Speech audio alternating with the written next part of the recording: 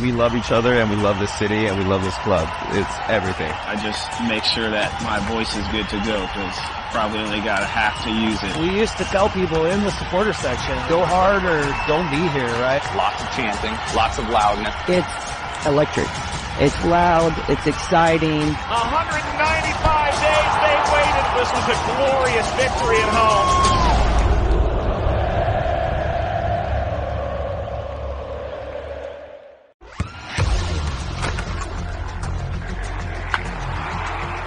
We all have goals. But let's be honest.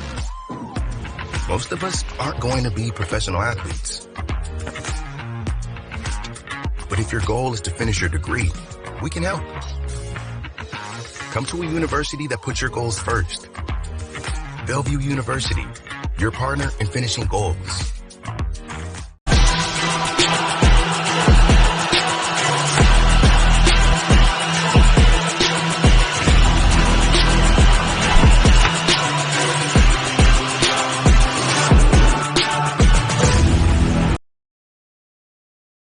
So in that sense, Matt, unstoppable force, immovable object. Two teams that are both playing at the top of their level.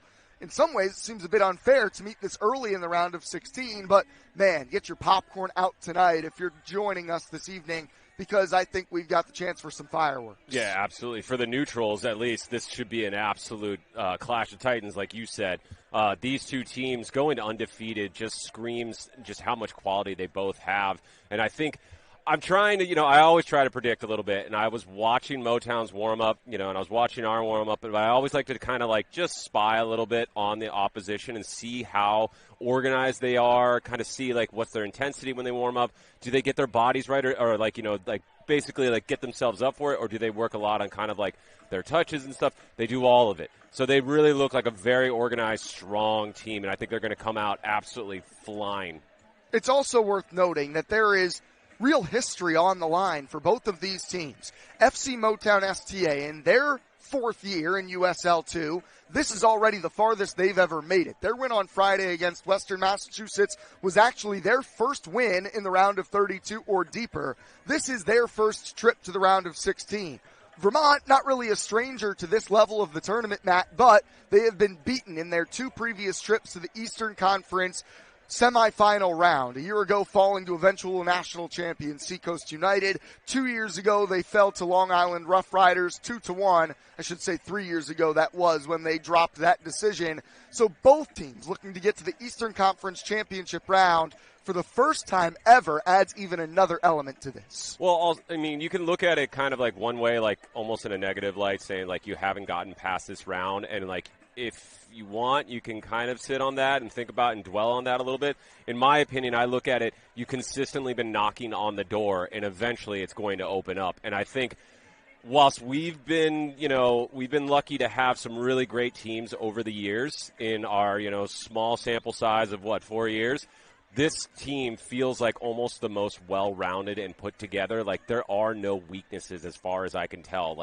From top to bottom, our center back partnerships, our wing backs, our center midfields between Zelafro, Yarde, Bordelus, just to name a couple. And then you've got such a great attacking options that we've had throughout the season between Tatavine, Leibovitz, and then we're adding players like Kissel, and then you got, everyone that I can think of. This is a very, very strong team, and I think if anybody can get through to the next phase, it's this team. To differentiate that with FC Motown, Matt, they're a team that have used a regular lineup this year. Joaquin Nyhanke is one of their two backline four. Elijah Hope, the right back, Nyhanke on the left. They have both started double-digit games. Maurice Williams, one of two center backs, along with Yajit Kilic. Maurice Williams has started every match. Same with Nyhanke. Kilic has started 10 matches. It is a very familiar group of guys who have been playing together all season long for FC Motown. A bit more rotation in the Vermont Green side. How do you see those two differences potentially meeting? Off of a quick turnaround on Friday as well, just one day in between matches here? I mean, you see it at the top level. There's two different kind of approaches that managers take with their squad that they have. Some of them are very rigid in keeping their strongest 11, and they just play them consistently almost every single time. Maybe tweak one player, but that's it. And they like to have that familiarity. They know what they're getting. They know what to expect out of the performances individually and as a team. Versus the other approach that we've seen Chris Taylor take a lot is, yes, you'll see some players that are consistently always playing like Bordelus or Zenge or Jagby, but otherwise he wants to make sure that the whole squad is like complete and ready to come in whenever. Somebody will start maybe the next match, or they'll come in and they'll get 45 minutes or 30 minutes, and then it kind of rotates around so that everyone is actually sharper together, like the whole unit itself. 3 changes for FC Motown. They are led by head coach Thomas Shields. He's from Hull, England. As you take a look at us up in the broadcast booth, I'm not ashamed to be with Matt. I'm not going to duck down below the rail right now. Of course, Vermont Green led by head coach Chris Taylor. In his first year at the helm, a couple of English men battling at the top of these two sides. We're going to sit down now with Vermont Green FC head coach Chris Taylor, talk about that rotation in his lineup tonight, how he expects this game to go, and more in a matchup of the only 2 remaining unbeaten teams in all of USL League 2. We're at the round of 16. Virtue Field the setting. Stick with us. Starting lineups around the corner. But for now, here's the pre-match interview with Vermont Green FC manager Chris Taylor. Here with Vermont Green FC head coach Chris Taylor ahead of the Eastern Conference semifinal matchup with FC Motown STA. Coach, how are you today? Yeah, good. Excited for another good night here at Virtue. Should be a great showdown. The only 2 remaining unbeaten teams in all of USL2. How's that feel as you get ready for the matchup? Yeah, I mean, listen, it's a little bit unfortunate we're in the same geographic region because we might be the 2 best teams in the country. And I think we'll have a game befitting of that. It's going to be a massive test. But yeah, we want to keep extending the season. That's the goal. Pretty short turnaround from a match win on Friday. What went into the last couple of days? Yeah, I mean, we did prepare for this. We try not to look ahead past any game, but we did make sure we had a squad that we could make changes. We've been able to make some changes tonight, which is great.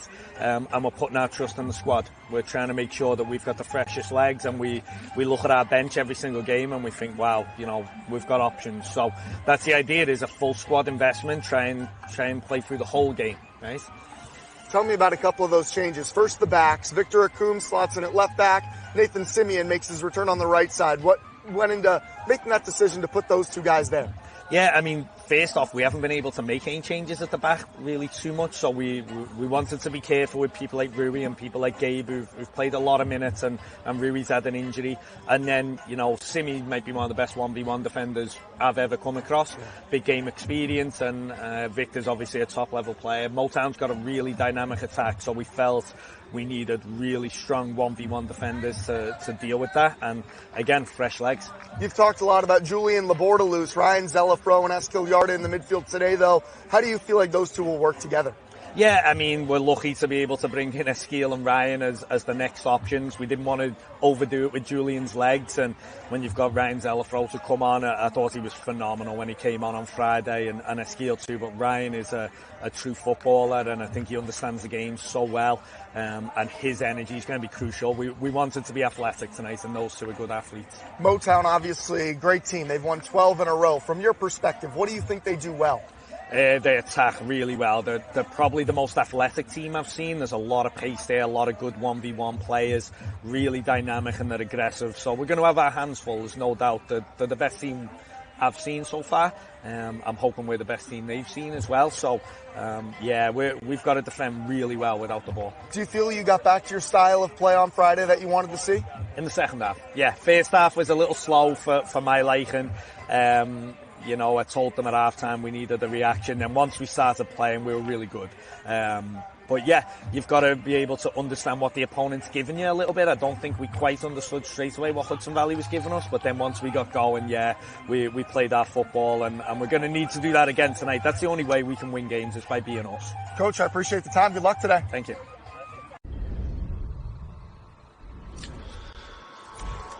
You could say it's just a game.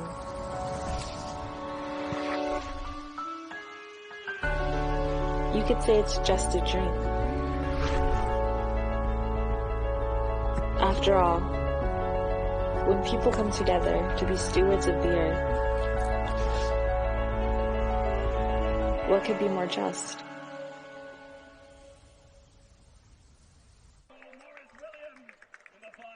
A showdown between Vermont Green FC and FC Motown STA is something's got to give. Both teams without a loss on the year, but today it is winner take all on another gorgeous Sunday evening. We had rain in the forecast earlier, but it has given way to sunny skies, sunscreen on the back of my neck, and hopefully a gorgeous evening for soccer. Brian and Matt, once again alongside you. FC Motown winners of 12 in a row, while Vermont Green looking to go to the Eastern Conference Finals for the first time in club history. Matt, we're going to get into starting lineups in a moment, but once again, as we set the scene today in front of a sellout crowd, hard to get better than this, and with the stakes on the line that are so large and the quality of these two teams that we're looking out at right now, can you get any more excited for a match? No, absolutely. It was tough to go to sleep last night because I kept thinking about it. It's like, how far can we go? How far can we go? You know, it's like you got to try to take it one game at a time, but you always kind of think about, you know, the cup at the end of it.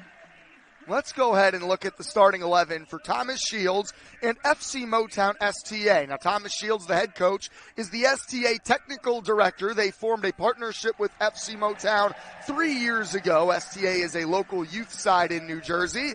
And we're getting a look at their 11. And, Matt, I can tell you this is not how these guys are going to line up formationally. This is how this was entered in the system. But it's a very veteran group. Alan Rutkowski, though, is a rising freshman in net. He's an 18-year-old, headed to North Carolina. He's a New York Red Bulls product, made his Red Bull 2 debut as just a 15-year-old. He gets the start between the sticks. It's his 13th start of the season. Any thoughts on that? A keeper that young, playing in such a large match, but a guy who already has that much experience. Well, the old cliche is like, to get to this level, it's not based off of necessarily luck. It's like you're here for a reason. You get to this level for a reason. And like eventually, if you weren't good enough, you'd get found out. So clearly, he's got some absolute quality to him. Let's go through the lineup quickly as I see it then. Joaquin Nahanke is the left back. He started every match this year. Yajit Kilic is one of two center backs, along with Maurice Williams. He goes by Mo. Williams is a 25-year-old center back graduating from Notre Dame. Elijah Hope, very athletic down the right side and very aggressive, will get up high in the formation for Motown. Eric Ruiz with Keenan Hott are the central midfielders. Gabe Rutenberg, Timo Jansen, and Maximus Barbodo are the central midfielders. Micah Garnett is the starting striker. 7 goals for Garnett on the year, tied for the team high. But Daniel Idicheria was the other team leader with 7 goals. Both Garnett and Idicheria started and scored in the win against Western Massachusetts on Friday. No Idicheria, though, is listed today. I have not seen him warming up. So apparently the Princeton Tiger Ivy League Tournament MVP, Idicheria, not available today for Motown. So that's the 11 as I see it. I would guess some type of 4-2-3-1. Matt, as you look at a heavily rotated now Vermont Green FC lineup, initial reaction as you look at same formation, but a lot of personnel changes in here. Yeah, the two that kind of actually stand out to me is Akoum and Zelafro. So Zelafro in for Bordelus, and we were talking off air a little bit. It's like Bordelus has a lot of minutes, a lot of time under his legs right now, and I think you could be forgiven that they might be a little bit heavy, and it might be a better option to potentially bring him on fresh legs maybe into the second half sometime. And also we know what Bordelus brings, so he could switch the game on a dime. We watched Motown on Friday. We see what they're about. We know that they're a very, very physical team. They have a ton of pace all around the pitch for it. I have a feeling, it's just a feeling, that it's going to be a little bit chaotic for the first 15, 20 minutes. It could carry all the way for 45 minutes.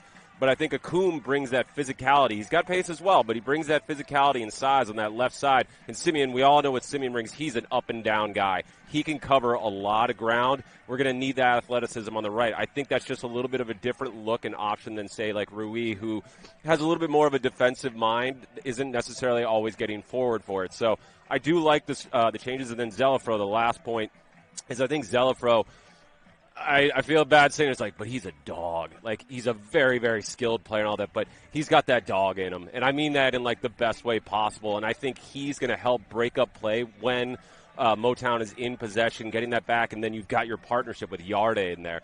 And then the front four, what more can we say about the front four? If Hall has a similar game that he had on Friday, this Motown team's in trouble.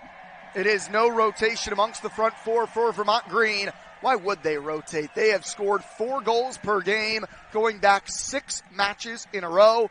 Against an FC Motown side, though, Matt, that nearly averaged 3 goals a game for the season, when 2 attacking teams that can score at such a high level meet in a winner-go-home game like this, what are the approaches defensively? Because I think we both expect this game to be tight, but both these teams do want to attack. They want to score. Well, I mean, we were talking about it a little bit on Friday. We've seen Vermont play kind of 2 different ways a little bit. Sometimes they like to hold possession a lot and kind of just get a rhythm going and then sort of try to pick the lock a little bit. But they'll also catch you off guard a little bit and try to play it long just over the top, these little dinking passes from just the midfield. And that starts to set that back line a little bit, opens up space for players like Zengi if they can sit in that pocket when that back line goes and chases maybe an Ajagbi or a Hall or Tatavine.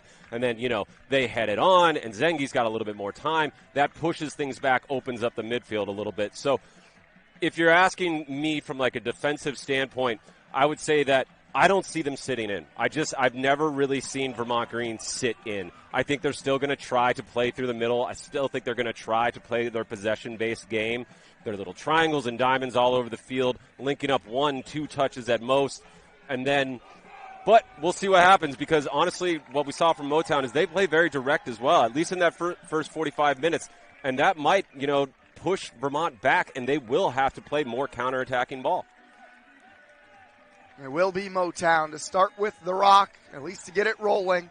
Alan Rutkowski in net, the New York Red Bulls product. They are captained by Duke Blue Devil Keenan Hott, third-team All-ACC this spring.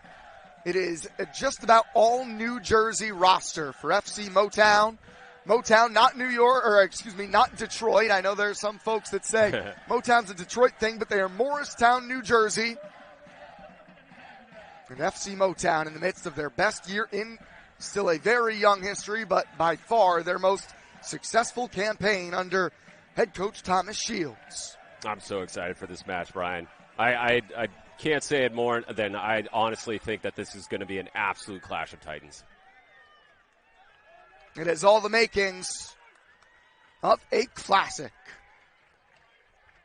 The power rankings of USL2 have this as 2 for Vermont Green, 6 for FC Motown. But at this point in the bracket, it feels like an even larger showdown than that. Timo Jansen will get the ball rolling. The U-Albany Great Dane wearing the number 10. He was off bench Friday. It is a match of the 2 unbeaten sides. Keenan Hott bombs it deep. And there's that Akum size. Primarily a center back, Matt, by trade, playing left back today. He is very left-footed, but always interesting sometimes when you see a center back slide out wide. Just a bit different for him. Well, I think also when we did see that that match on Friday, Motown versus Western Mass, that they do like to try to play it over the top of the back line. And so having that size is a benefit. You benefit from it because he can actually kind of get those balls out of the air. Early on, it looks like Maximus Barbodo down the left. Jansen will play as the number 10. Micah Garnett, their leading scorer with 7 goals, kind of will flow freeingly between the center and the right side. And Gabe Rutenberg, the William and Mary man, also one of the 4 attackers for FC Motown. Nicholas Herseg in net for the Green. This is his turf. He has now started 4 consecutive matches. The 21-year-old's handling things for the Green. There's Mo Williams, the 6'2" veteran center back. And Nathan Simeon gets his first touch. Awkward for Herseg. Does pretty well to keep it out of a corner. It will be a throw for the visitors. Yeah, and you can see Motown are pressing up high, like all as a unit too. Like look at the shape right now that they're all in almost like a quadrant of the field itself.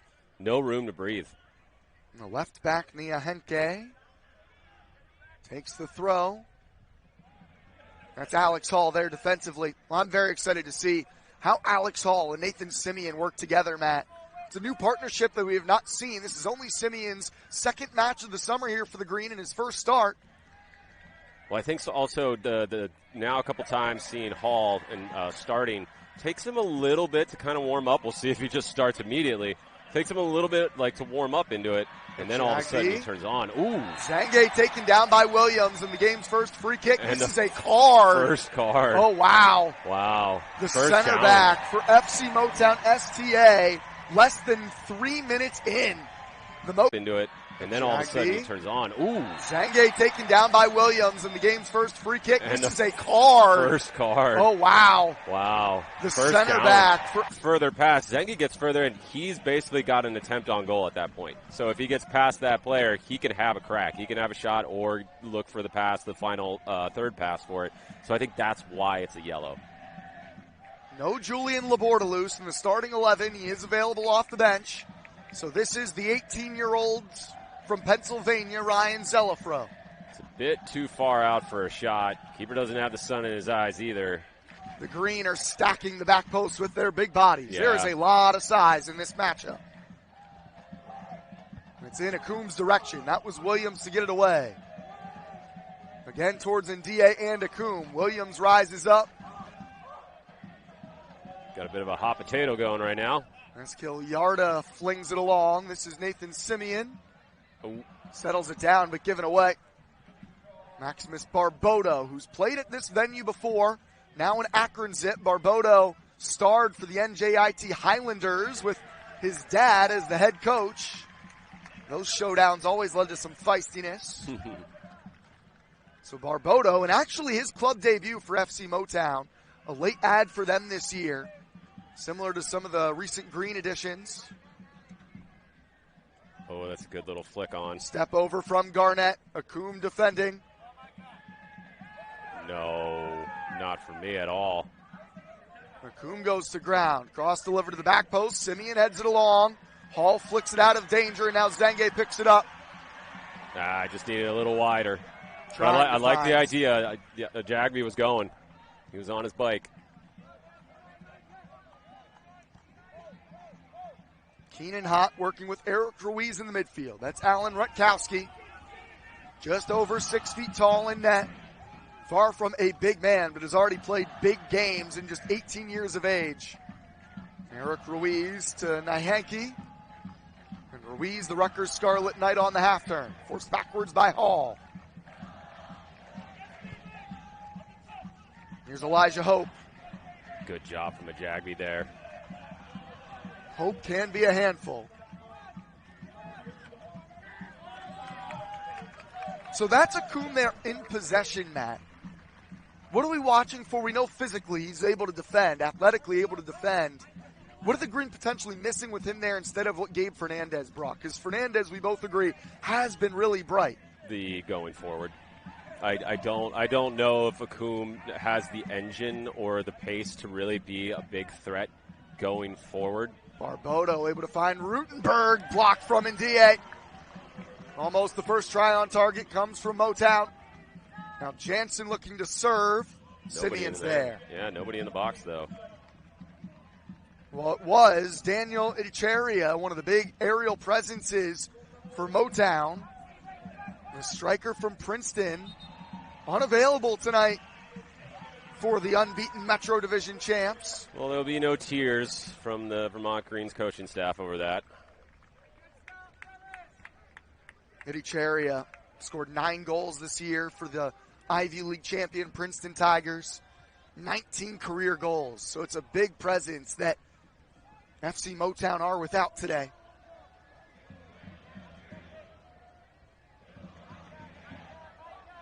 The German Herseg. First touch, Arno Tatavi. The hat-trick hero from Friday for the Green. Needs an option, though. Getting sworn by white shirts. Jansen working with Williams, pinches it off the Green striker.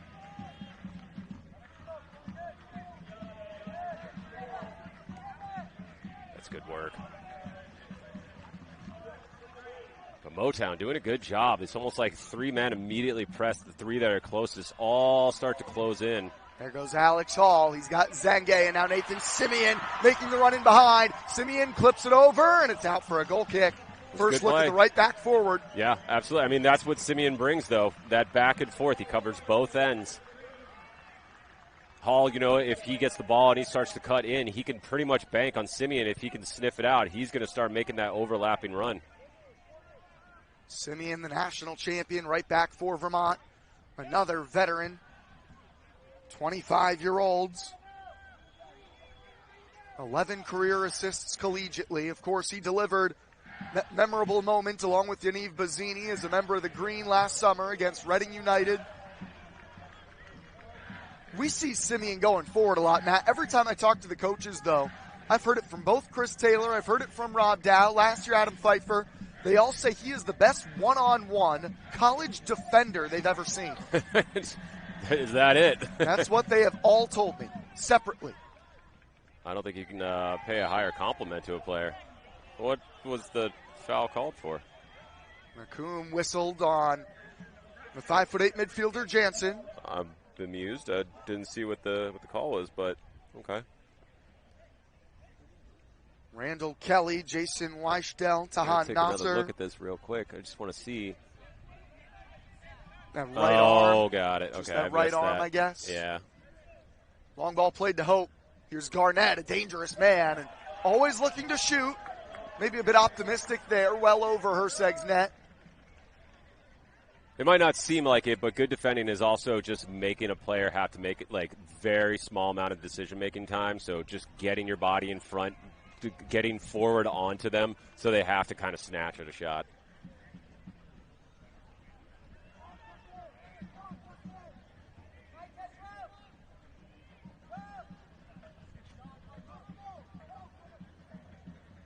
Tatavine wrestling with Kilich. And Zenge whistled for a foul. He was working against Eric Ruiz. Ruiz entering his junior year at Rutgers. Actually one of a handful of returners for FC Motown from their squad last year that finished in second and fell in the playoffs to Western Massachusetts in the opening rounds. Garnett, another of those returners. It's Garnett, it's Ruiz, it's Nyhanke, and it's Williams. All of whom back from last year's group. So a lot of familiar faces with each other. They've played with each other for a good period of time. This is also my time to mention that on that squad last year for FC Motown, Max Murray and Zach Barrett were two of their go-tos. Oh, Max Murray. Two-star center backs for the University of Vermont team. Now both in the professional ranks. Herseg out in front of Jansen on the direct ball. But my point being, FC Motown have really built this program up. Year one, they finished 5th. Year two, they finished 7th. 2 years ago, 6th place. Last year, 2nd place in the Metro. This year, they run the table all the way to the top and are still unbeaten. One of the top teams in the country. That's a sign of a quality program, too. Just consistently building every single season, very much like Vermont Green FC. Green with a bit more playoff experience. Again, a lot of different players from year to year for the Green. FC Motown, basically all New Jersey products. They've played together for a long time. Zange's done really well. Hall making the run. The tackle from the center back, Kilich. Out into the midfield, Zelafro. Velcroed in Zange. He's got swarmed by white shirts there, though. Well defended by FC Motown. Yeah, you can see as a unit, they hunt together.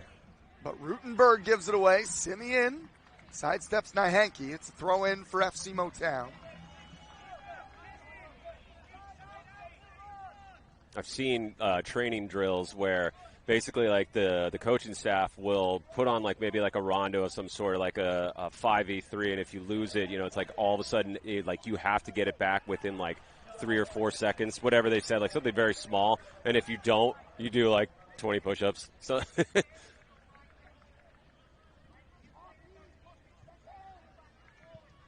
Ruiz punches it towards the Green defensive end. Neatly done, Musa and D.A. There's Zelafro in the midfield. Such a versatile piece. I agree with your assessment. That's a guy mentality-wise in Zelafro that just seems to stand out for his work rate. Tatavine keeps it well against Jansen. Just kind of glides around the field, Tatavine. I love watching him. So light on his feet. Yeah. He's stronger than he looks, too. He's not necessarily like a big, imposing player, but he seems to hold off players really well. Jagby against Elijah Hope. That's going to be a joy to watch down this near side of the field. Well, I think it's going to be a little difficult potentially for a Jagby tonight, just in at least the beginning, because he's not going to have a lot of 2v1 situations when he has Akum behind him, who's going to be a more defensive-minded player. So he's going to be going up 1v1 almost all the time instead of having that defender think about two players like a Fernandez running, bombing forward. I wouldn't be surprised to see that change maybe as the game goes on, especially once the legs get a little bit tired. Motown in possession for the moment. Here's Kilic. The center back, 6'3", 23-year-old, international from Turkey, plays for Cumberland. Keenan Hot into Nyhanke. Looking to switch it early to Micah Garnett. Hope on the overlap. Garnett looking to feed him. It's a really good read from Yarde, too. I was watching that because that was really dangerous for Akum to get into a 1v1 race, and he could see that pass was going. Yarde sniffed that out. Really good midfield work there. The Norwegian Nightmare, Eskil Yarde. I like that. Just the thought Norwegian of it. That's an Nightmare. You get nightmares when you challenge Eskil Yarde. It would be a nightmare if I had to play against him.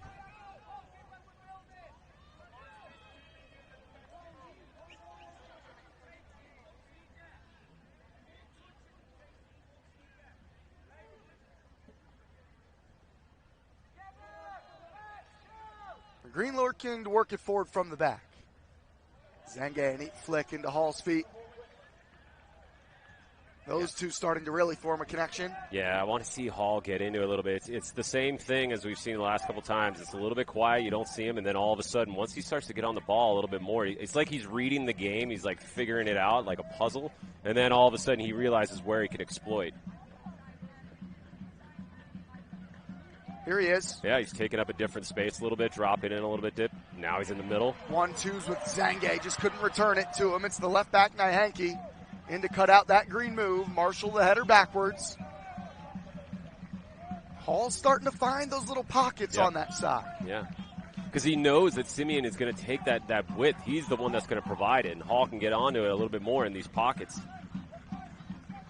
And he's going to find him. Strong, fending off Ruiz. Here's Alex Hall again. Hall looking to feed a Jagby on the angle. Can he get to it? Yeah. He is forced wide, but the green inside the attacking third really for the first time. A Jagby serve. Alex Hall the header! Oh. Rutkowski down to his left. Hall just didn't quite get much power behind it. Yeah, just needed to whip his neck on that just a little bit harder, but it's a good attempt.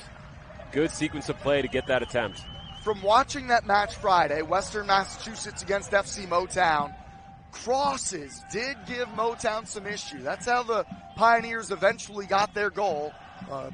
Ball brought in from a wide area.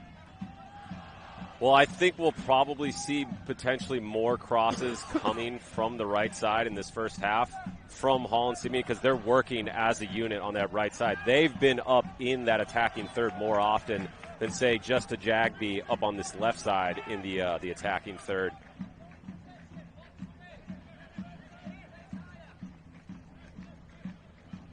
This is Hope, the right back from UConn. And it's a foul call against Hope. He's making his 11th start of the year.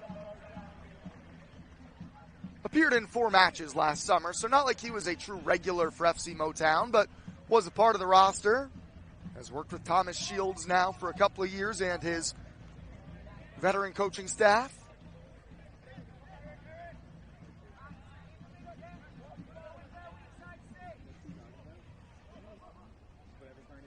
It's Victor Akum's first appearance in over a month. Good shape from the press there, Motown. It's really limiting the options. Can only go long here. But that's a great ball to Zenge from Akum. Zenge making the run against Williams, who's on an early yellow card. It recycles out to a Jagby. Zelafro.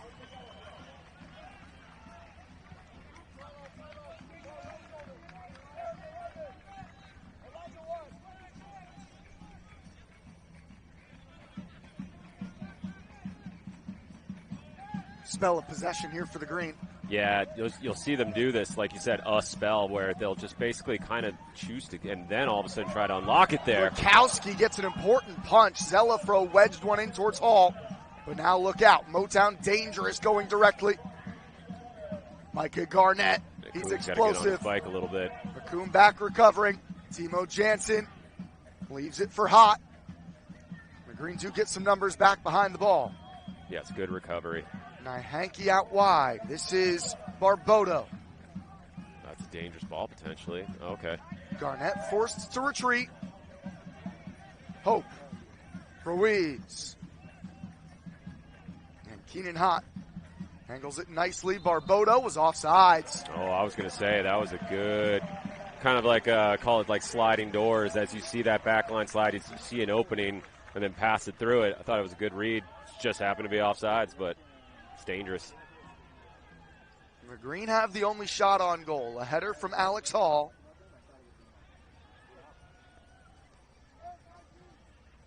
You can feel both teams, though, Matt. They're not playing conservatively, but there's a real feeling out process still happening here. No, absolutely.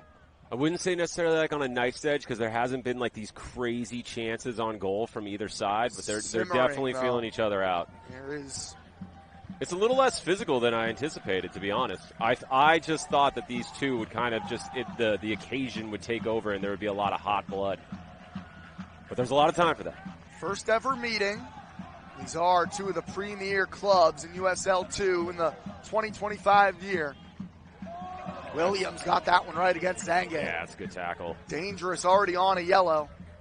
And now Rutenberg drops it for Jansen. Now Hanke making the run out wide. He's got some room to operate. Barbodo. Nice 1-2. There's Alex Hall, but it's Nahanke who picks it up. Ball across, and it's Barbodo! 1-0! FC Motown with their first shot on goal. And it's a really, really well-worked goal, Brian. Starting from all the way at the back, starting from the defense, and within 4 passes, Hall made the tackle. It just unfortunately didn't clear out. And then it sat just enough. It almost looked like it was going to go out. And then it's a nice, perfectly weighted pass diagonally across the box. And then just an easy finish from there. Gabe Rutenberg on the goal, I should say. And man, oh man, FC Motown coming off that win against Western Massachusetts on Friday. They've now scored first in 12 of their 14 matches this year. Previously 11-0 when scoring first. Oh, it's a great one-touch finish from Gabe Rutenberg, the William and Mary man who came off the bench Friday. It's his 6th goal of the year. 3rd straight match now that Vermont has actually trailed, Matt. And yet they still find a way to answer relatively quickly, too, especially on Friday. And that's what I'm kind of looking to see is like, okay, it's the same situation, same or similar scenario. Let's see what their reaction is.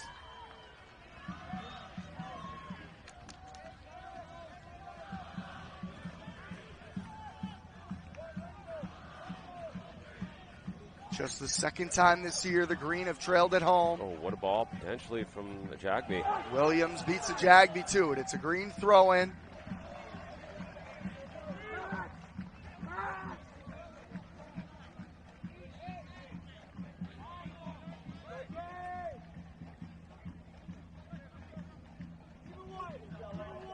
Good footwork there from McComb.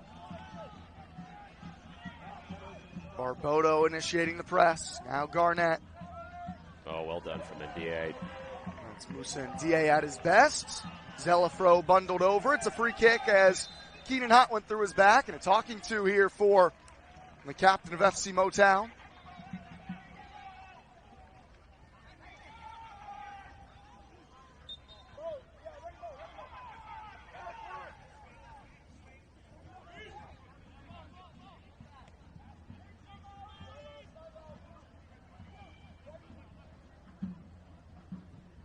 Chris Taylor called this FC Motown team the best team we've seen all year. We hope that we're also the best team that they've seen all season. Simeon, a strong run. His cross intercepted by Nahanke. Yeah, but recycling it right back. Just opting to just go long, get it out of the danger zone, and Vermont can reset at that point. A goal about 20 minutes in from Gabe Rutenberg. That's Ruiz who pushes the green backward, and DA collects.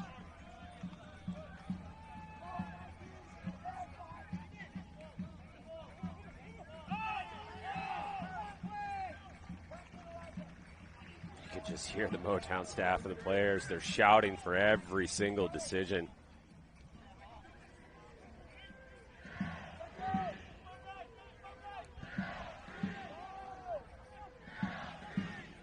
Again, Motown on the move. Here's Nyhanke. They're doing a really good job of switching the field out of pressure, too. Consistently been doing it throughout the match. Kilich. Rutenberg holds it up for Barbodo.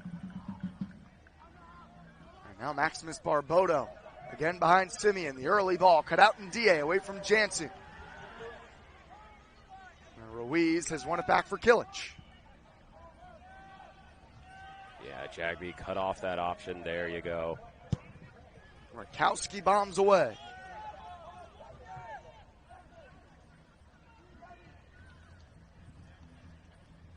And Rutenberg settles it down. Barbodo looking early towards Garnett.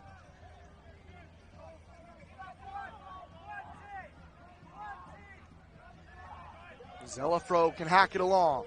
Might work out for Zenge. Heavy touch. Williams has the play read. It's good pressure there from Zenge. Not sure what the callback is. Oh, Timo Jansen's lost his boot back behind the play. Oh. I think he might have ripped his cleat, in fact, the way he's walking without it. And now he's got the boot back on. He will play. That allowed FC Motown to get back behind the ball, I can't understand why you would stop the play, though, for that. So now the entire team is set back in. They've got the castle ready for the siege.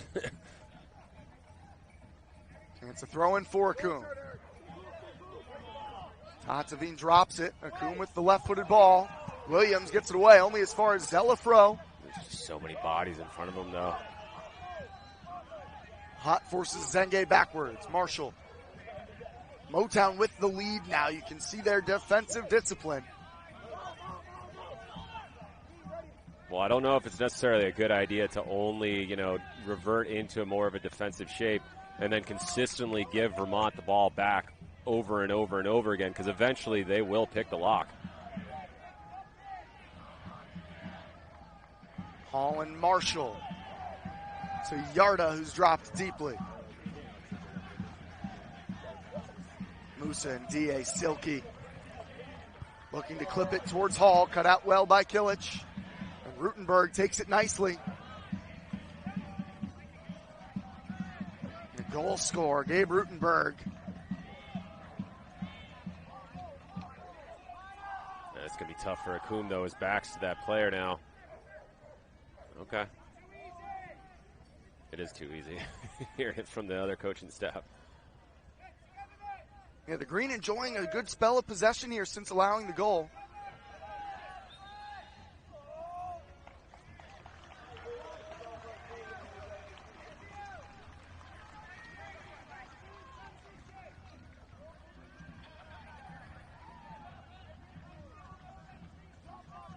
Zenge's picked up a wide area. This would be a good time to full press into there, yeah. And he doesn't call the foul. Tatsevine's won it back for the Green. Lays it off for a Jagby on his right. Slides it across the 18 for Simeon. No. And it fizzles. Well, that's Simeon and only his second start of the summer for the Green. Not on the same page as Zelafro. The two of them are college teammates, though. Gabe Rutenberg going himself. It's a solid run. That's good defending, marshalling him there. Marshalling him wide.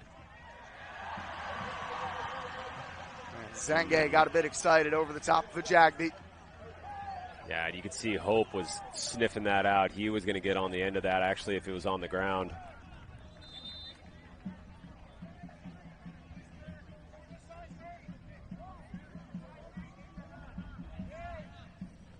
Yeah, he's got a shoe problem, Timo Jansen.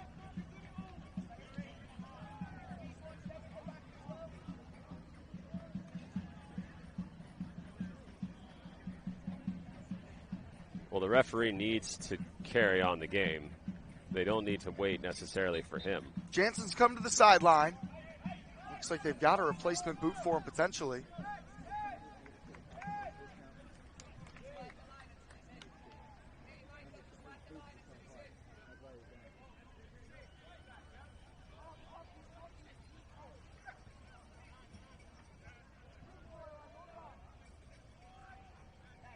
They're actually keeping the boot on Jansen on the sideline, but they put tape over it is the fix. He's back out on the pitch now. And just like that, Simeon's got some room to operate. Early ball looking for Tatavine. I think Simeon's got the option, honestly, to take it forward, though, to dribble, to draw in a player. Because if he starts to dribble into there, somebody has to commit, and then it'll start to turn into like there'll be more advantages into the box. Barbodo on the dish from Rutenberg. Back heels it for Hott.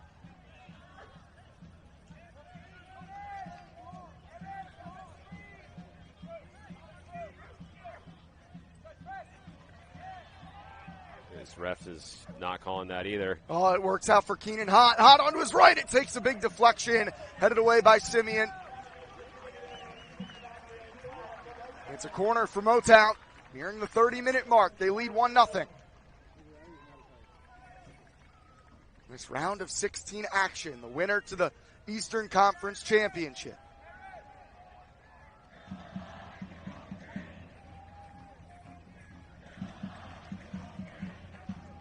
It's Jansen to take it.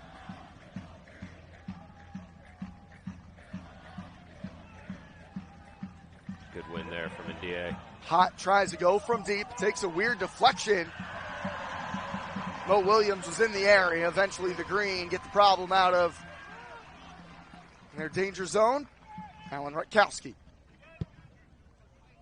Yeah, you got to win that at Jagby there. Fouled by Barbodo.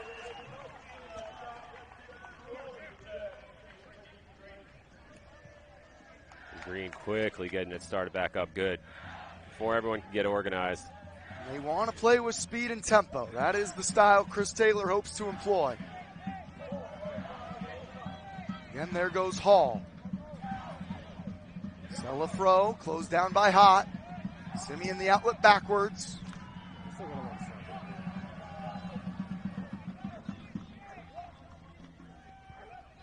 DA trying to force feed that right side.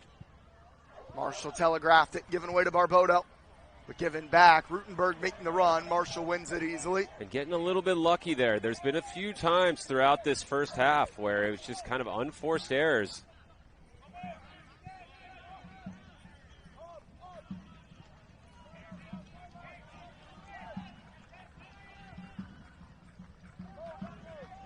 Again, Hall given plenty of room and respect. Zange's wide, drags it in early. Rutkowski covers his near post. Looked like Tatavine was a step late making the near post run. Yeah, he raised his hand to Zange. He should have been darting across before Zange even actually strikes the ball.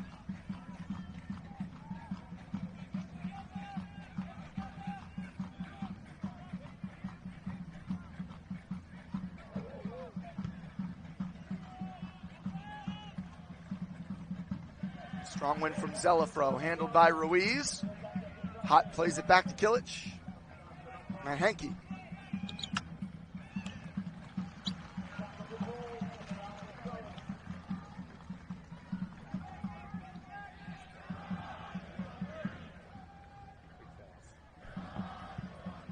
How about that switch? Hanke right into the path of Elijah Hope. The green a bit stretched now on the quick switch of play.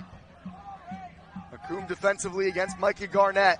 He's lightning quick. Garnett turns the corner, cuts it back. Zelafro defensively. It's going to be a throw-in for Motown.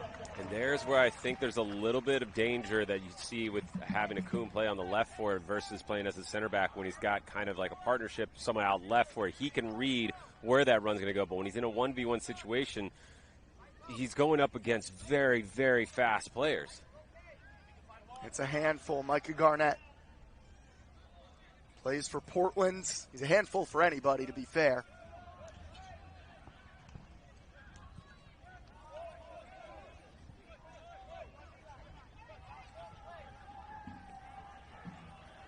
Hope just gets rid of it to Ruiz. Yarda and Akum throw a challenge in, and it's a foul. Jansen sandwiched by the two hulking green men.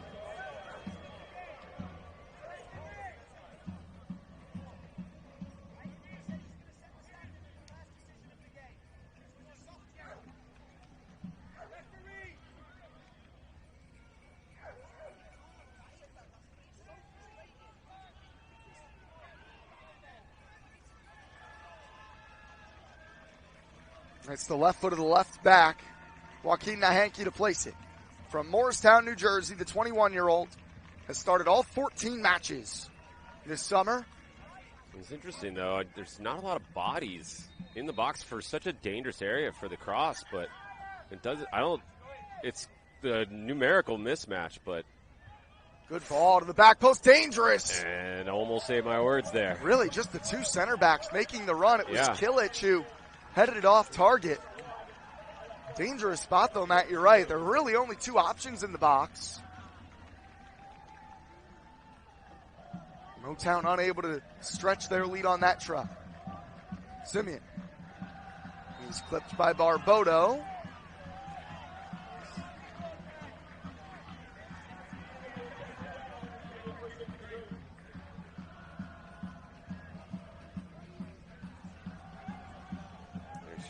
So limited options. It's a good little turn from Zelafro there. Zelafro working on Ruiz. Ruiz did not win the ball. He just won the body, and Zelafro down in some discomfort. Yeah, might have got a little bit of studs to the side of the foot. Well, Zelafro's funny. He can just come alive out of nowhere. And he's got a lot of brilliance, the teenager. Akum getting forward now. Leaves it nicely. Touch, yeah. Jagby right at the touch line. Strong turn of Jagby dangerously in. Keenan Papp, the defender, to clear it. Both teams applauding that effort. But you see what happens when Akum gets forward.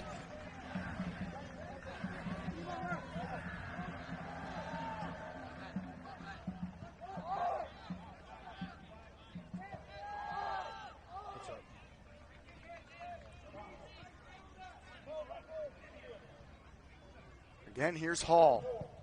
He wants to deliver it. Nobody at the near post. Kilic was there. The Green have big bodies. They aren't necessarily the ones in forward positions, though. No, Yarda hasn't been getting into the box at all, and I know that it's very risky to have. Oh, Zange for Alex Hall. Mo Williams steps in.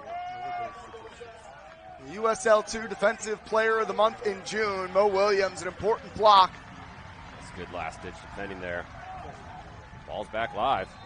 Oh, the Green actually took. The Green put two balls in play there. Eskil Yarda had taken a throw in out near midfield. Nathan Simeon took a throw in the attacking third. They were about 30 yards apart. Well, they might be happy to get another crack at it because Tatavine technically missed his attempt. I was watching the one in the midfield. You were watching the one in the attacking We're watching third. two different games. I was like, what's Matt reacting to? Oh, wow, that was a shot. It was a great throw, Brian. One ball back in play. And again, Alex Hall finding space. Being allowed to run inside on his left. Alex Hall tiptoeing.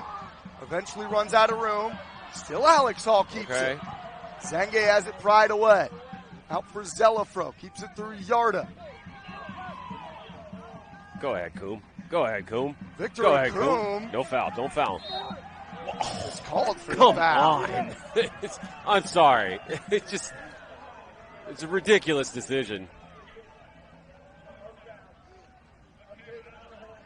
Coom getting forward again. A bit too physical with Garnett is the result of the decision. Or I guess the result of the decision. My reaction was not to Akum. I didn't think Akum did anything. I know what you mean. Yeah.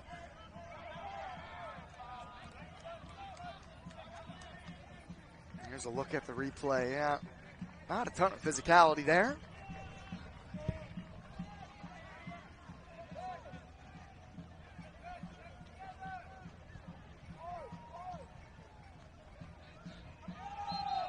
It's off the right hand of Zelafro after Eskil Yarda whiffed on the header.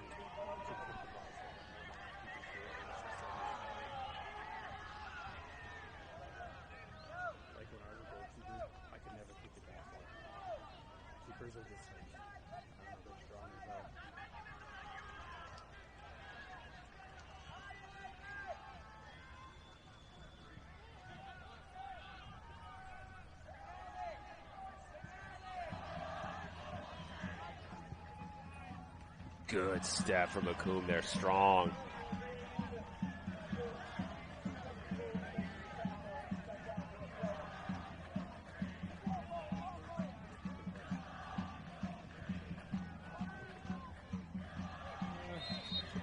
Tatsevine draws the foul. Another one without a whole lot there, I thought, Matt. I agree. I'm kind of speechless at times when they're called and when they're not. And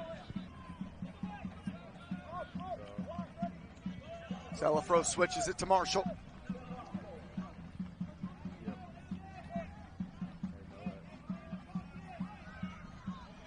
Alex Hall 1-2ing off a defender.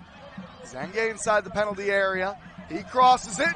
Arno Tatsevine went up for it. It's a corner. Yeah, I was going to say, I was like, I don't know if Tatsevine necessarily got that. Rutkowski unhappy. It's the Green with their first corner of the match, Matt. Is it really the first corner? I believe this is the first we haven't seen. Normally I would have I would have made a comment, no Julian Labordaloose for this. Right. Trying Zelafro to take it. I guess there had been some crosses deep near the flag for it, and that's kind of where I got mixed up. But this allows Akum, Marshall, and D.A., Yarda. All the big fellas are forward. Yarda's going to make this run right across. It's a little low. Oh, have it. Oh, no. It's going to sit. This is dangerous, Brian. This is the center back, Kilich, leading the attack. Look at Akum. Numbers now. Jansen. Garnett making a run on the far side of the field, and D.A., Akum, and Marshall do all recover. That's a great recovery because that was going to be a really, really dangerous counterattack. They actually stayed as a unit, too, and they drew the player number 23 off sides. Now Hankey delivers it deep. And a foul is called in there. Rutenberg and Simeon, a very slight coming together. It is going to be a tight whistle.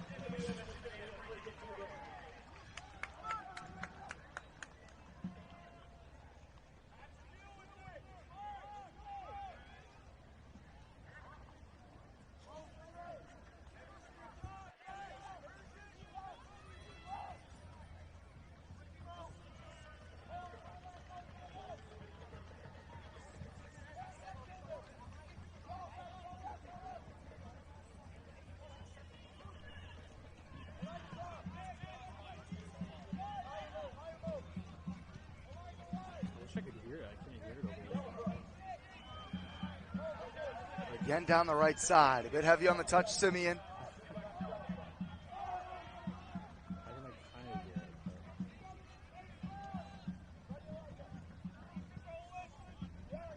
It's a great ball from Yarda there. Cushioned by Zenge. But again, Motown doing a good job. They can't necessarily get forward after that first touch. Even those big swinging crosses across the field, Green is forced to go back, you know.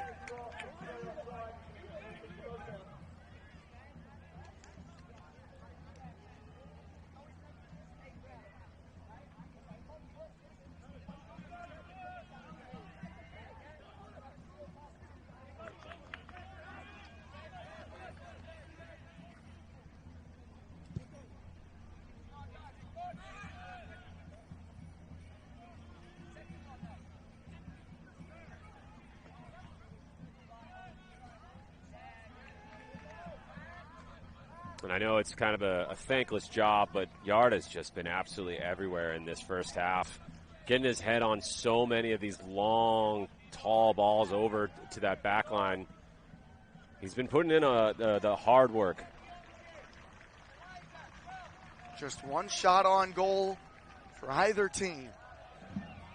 Of course, the Motown shot on goal from Gabe Rutenberg, the difference. Alex Hall, a relatively comfortable header to save for Alan Rutkowski. The Green have controlled possession really since the Motown goal. Haven't been able to generate anything else on target to this point.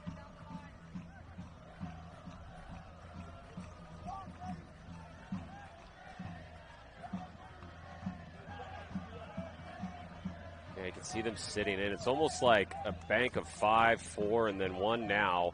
but then they'll actually have like 3 almost sit across just past the halfway line, and it just cuts a lot of those passing lanes for Ndie or Marshall.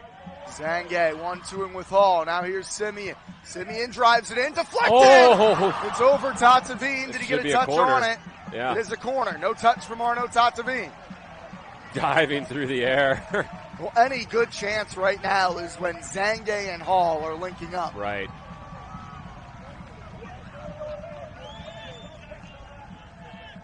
Oh, there's the dive from Tatsevine, just over his head. I thought initially it was a poor cross, but it got that lucky kind of a deflection on and almost turned into a goal-scoring chance. Now Zange to deliver for the green. It's a good ball. Rakowski moves, and he gets a punch to it.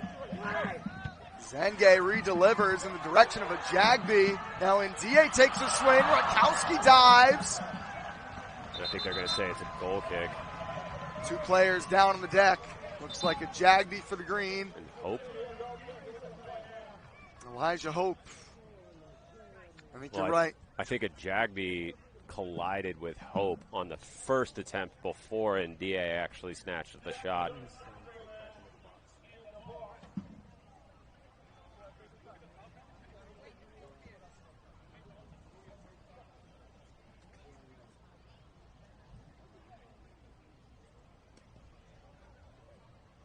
Again, it's Hope and a Jagby under the treatment of Vermont Green athletic trainer Hannah Tremmel. A big collision there, and Matt, what's been a first half that had the one big moment, the goal, and a great finish from Rutenberg.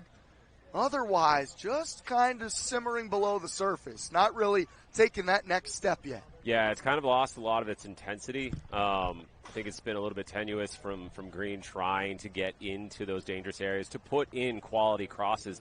They're not, quite in that last section. Like if you could draw a line where the top of the 18 is, getting into that area with an open option to cross in. So sometimes they have to try to cross from deep, early. And it's just that it just needs a little bit more. It needs a little bit more of those 2v1s going down the flanks. What we saw early on was really positive from Hall and Simeon, and that kind of died out for some reason. Seen a little bit of it with Zange and Hall here and there, but I need to see it more on left side going forward. Now it's Hope that's getting just examined right around the goal. Jagby back to his feet and appears to be right back at his level.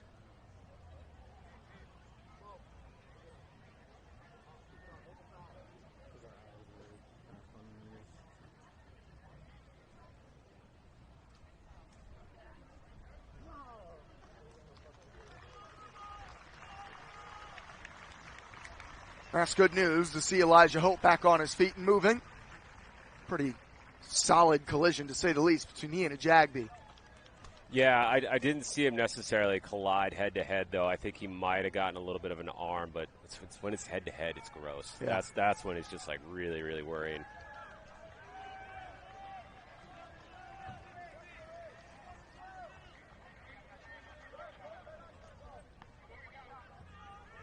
Both Hope and a Jagby will come to the sideline.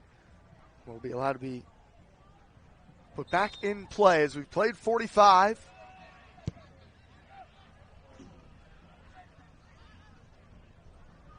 Rutenberg was able to shield it well and played it against Yarda.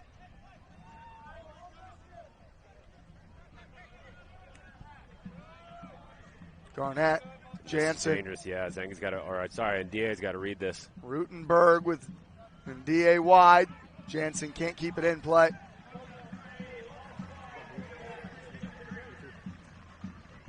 I'm curious if that's going to add. 3 minutes, huh? Okay.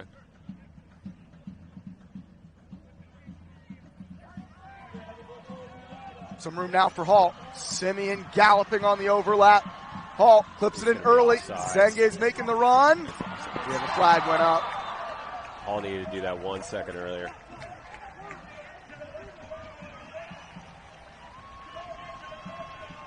The fans rising to their feet really for the first time, Matt. Haven't felt the crowd all that much. It's a great crowd. We've heard them singing, hearing the chants, but just been with the team trailing, you can kind of feel them nervy as well at this point. I know, and to be honest, like I feel like we need them to kind of raise the energy for it, because right now there's no time to kind of be down on your luck a little bit that you're down 1-0. Sometimes you need the fans to kind of rise up your energy levels. Like, I know it's probably hot out there. I know it's kind of been very tenuous and difficult to kind of break this Motown team down. Now it's Simeon who's been fouled in the midfield. He and Barbodo coming together. Zelafro plays it quickly for Hall. Alex Hall has been bright. Alex Hall driving. Tatavine tiptoeing his way in the penalty area, and it's ripped away from him. Again, just surrounded. Yep. They hunt as a team really, really well. There's the green hunting, and a Jagby's worked with the Frenchman Tatavine to win it back.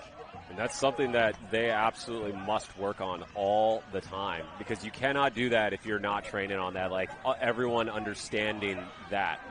Simeon in a wide area. He delivers a good ball. It's a good header away from Williams. Zelafro snatches it back. And DA pressing forward. Makoum operating in the wide space. That's a good ball to the near post. Zange played it with his hands. Yeah, it's unfortunate. Just a strong bounce down straight up to his hand.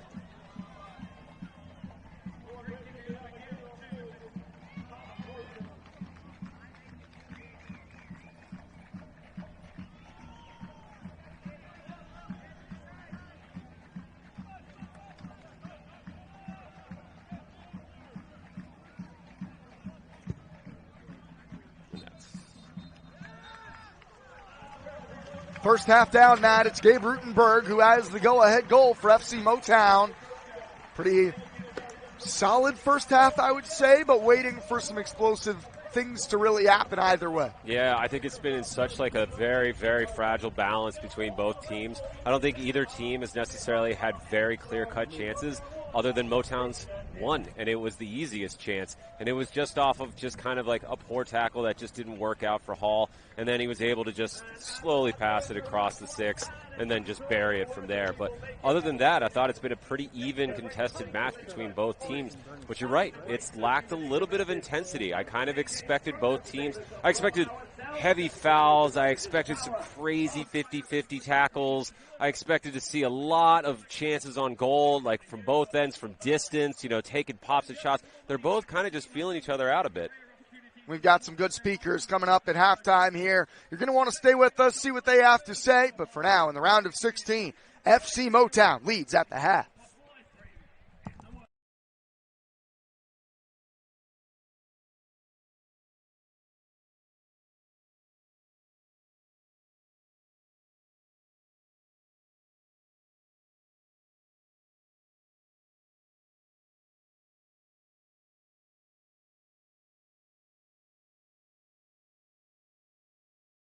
Director of the Echo Centre, the Lane Centre, the Lake Champlain, who is now going to speak about the work that they do. Take it away, Ted. Thank you. Very special guest is making his way over towards me. My name is Ted Lawson. I'm from the Echo Science Center here on the shores of Lake Champlain in Burlington. Hopefully many of you have been down to Echo. The Vermont Green and Echo share a very similar mission of environmental stewardship, and I appreciate the opportunity to come tonight. At Echo, we work to connect our community to the natural resources of Vermont, including the Great Lake Champlain. And I'm excited to announce 2 new exhibits that we have at Echo. The first is a renovation of our aquarium, our largest renovation to date. We just cut the ribbon on that this past week. And I invite you all to come down and see all the new exhibits. The other new exhibit that's coming online in 2 weeks is the Champ Experience. We've got a 30-foot model of our legendary Champ, and 3 floors of interactive exhibits about the legend of Champ. So if you haven't been down to Echo recently or never been down, I encourage you to come down and check everything we have to offer. And now it is my distinct pleasure and honor to introduce a man who needs no introduction here in Vermont, a man of the people, a voice for the people, someone who's been working for decades for Vermont, for justice and equality, Senator Bernie Sanders. Thank you. Thank you.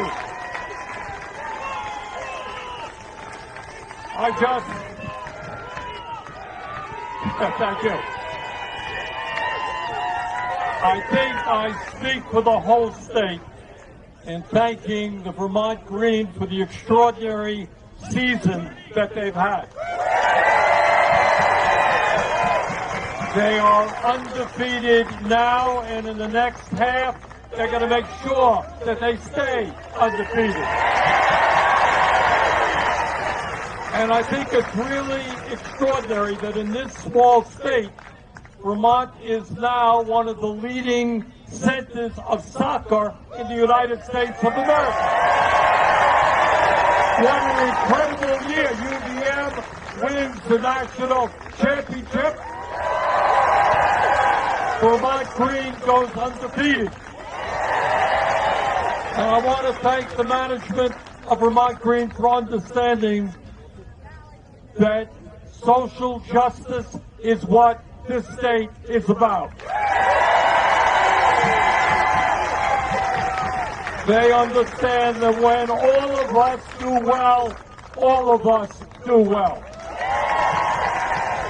So Vermont Green, thanks very much for a great season. Thank you all for coming out.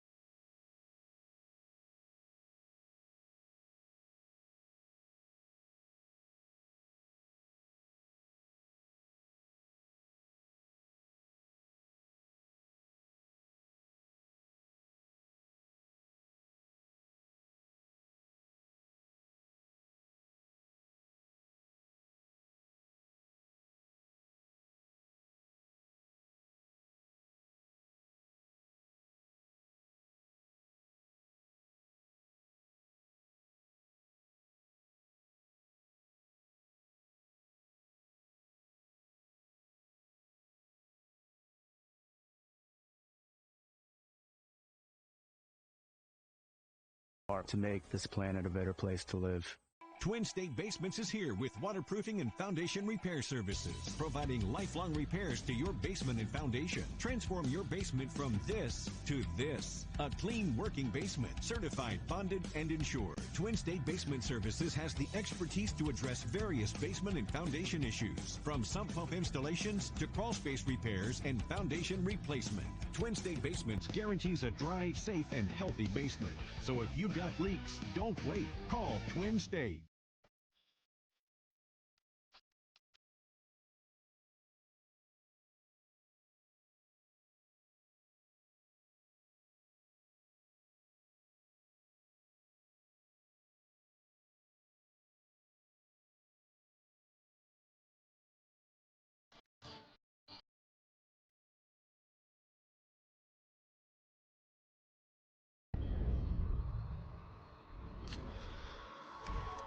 You could say it's just a game.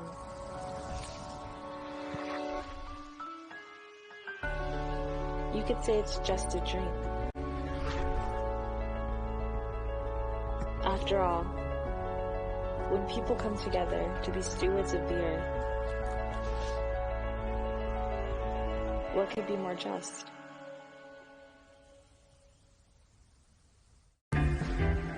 Sunny days call for Sun Cruiser Vodka Iced Tea. Made with real iced tea and real vodka. Refreshing and goes down smooth. Let the good times cruise with Sun Cruiser. Are you thinking about quitting smoking, vaping, or oral nicotine pouches? We're here to help.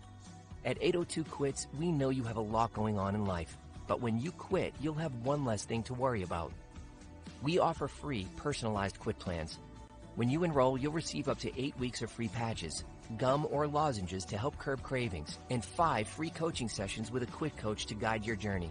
Text START to 300-500.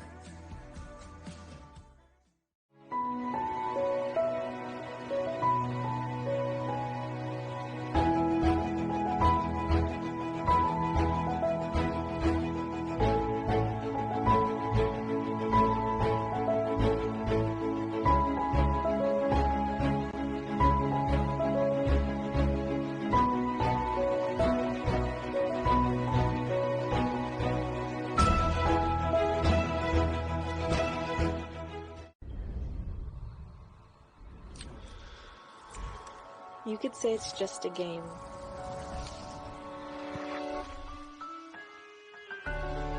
You could say it's just a drink. After all, when people come together to be stewards of the earth, what could be more just?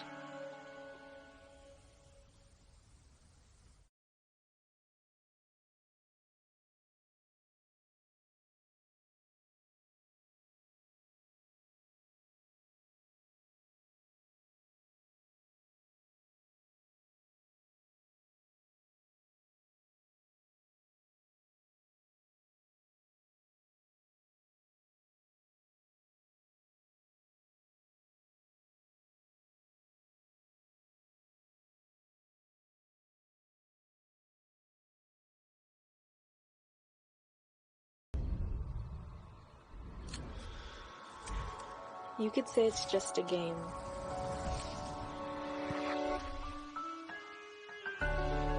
You could say it's just a drink. After all, when people come together to be stewards of the earth, what could be more just? Don't like sharing your pint? Then share the new Scoopapalooza.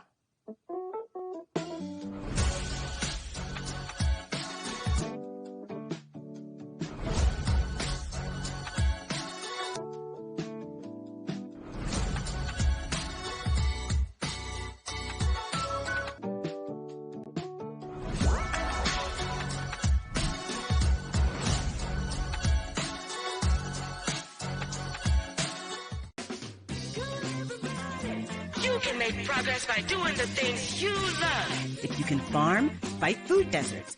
If you can surf, surf for racial justice. Like to read? Start a banned book club. Protest with an ice cream cone or project new meaning on an outdated statue. Get in a costume, but try not to get arrested. You have the tools for doing good, and the greatest tool is your own unique flavor.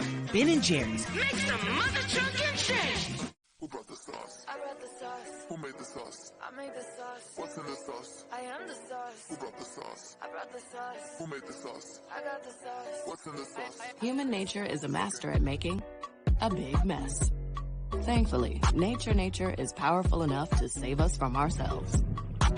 7th generation Safer Choice certified dish formula helps remove stuck-on food with one unstoppable pack. That's the power of 7th generation.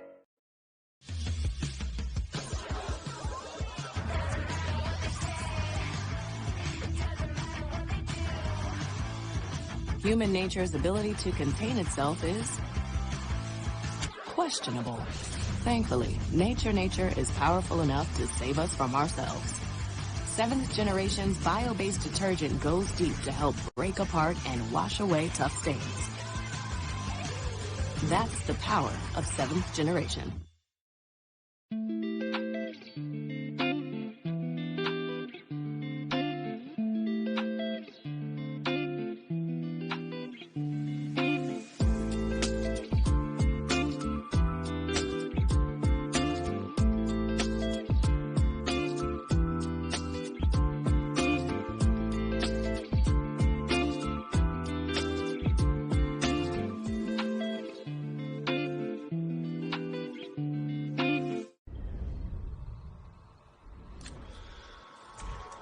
You could say it's just a game.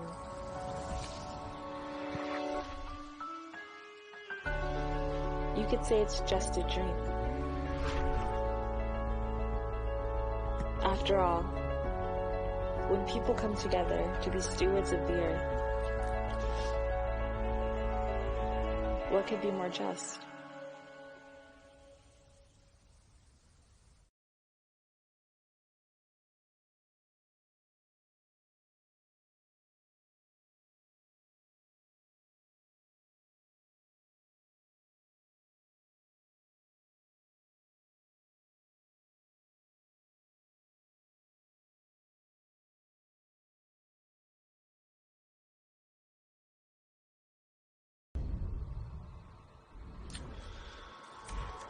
You could say it's just a game.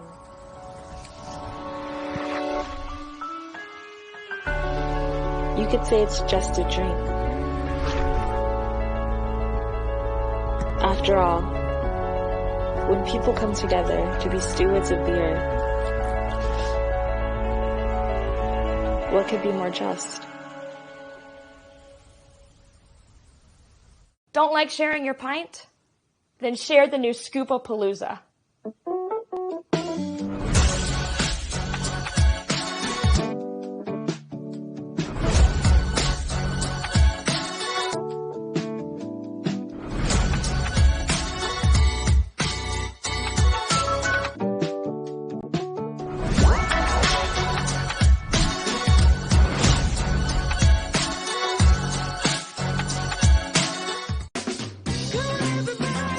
You can make progress by doing the things you love. If you can farm, fight food deserts. If you can surf, surf for racial justice. Like to read? Start a banned book club. Protest with an ice cream cone or project new meaning on an outdated statue. Get in a costume, but try not to get arrested.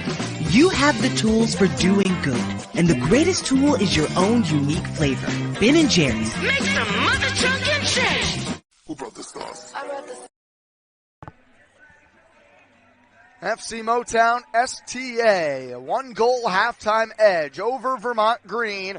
Gabe Rutenberg's go-ahead goal in front of a stunned home crowd for Vermont Green, coming just inside the 20th minute, has the visitors in front. Brian and Matt back with you. It doesn't look like the Green making any changes for the second half. Motown making their way out of the locker room now. Matt, again, to revisit that first half.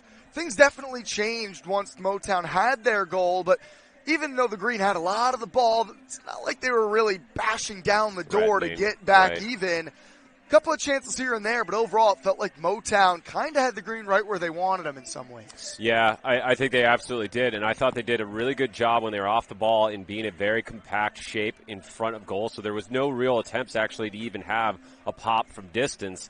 But I also thought that Green were a little bit too compact in possession.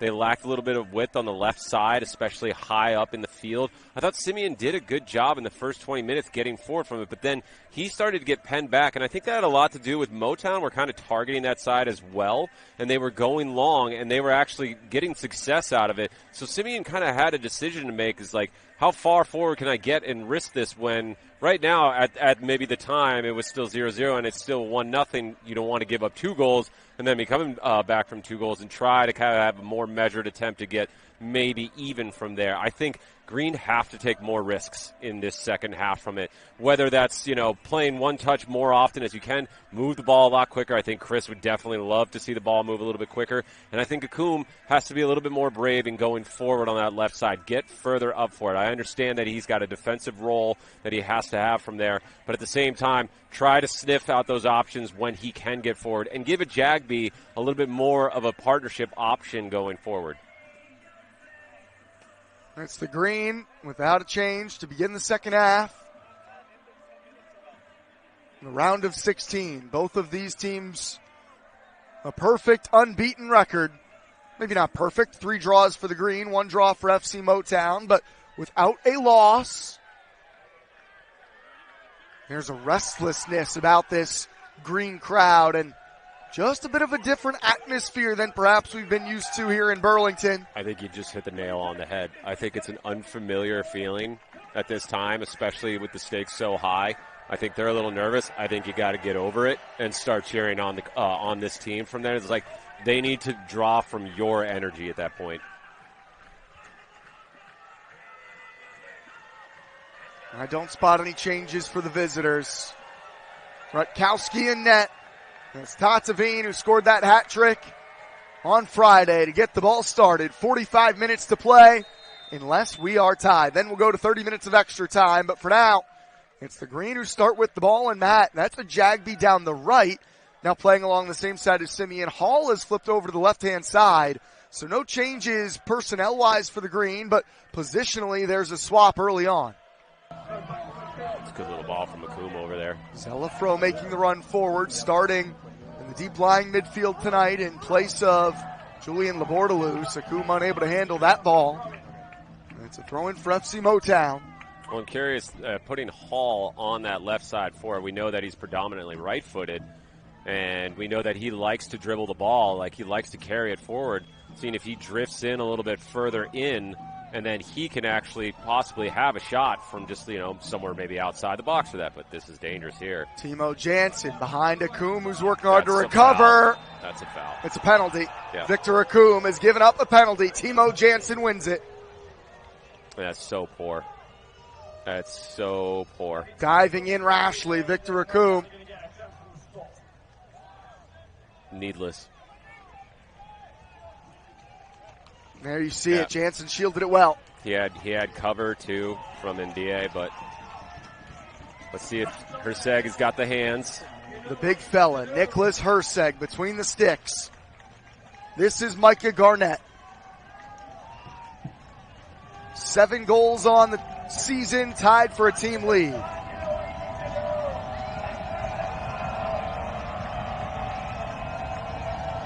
Herseg against Garnett. Huge spot. Garnett to double the lead for FC Motown STA.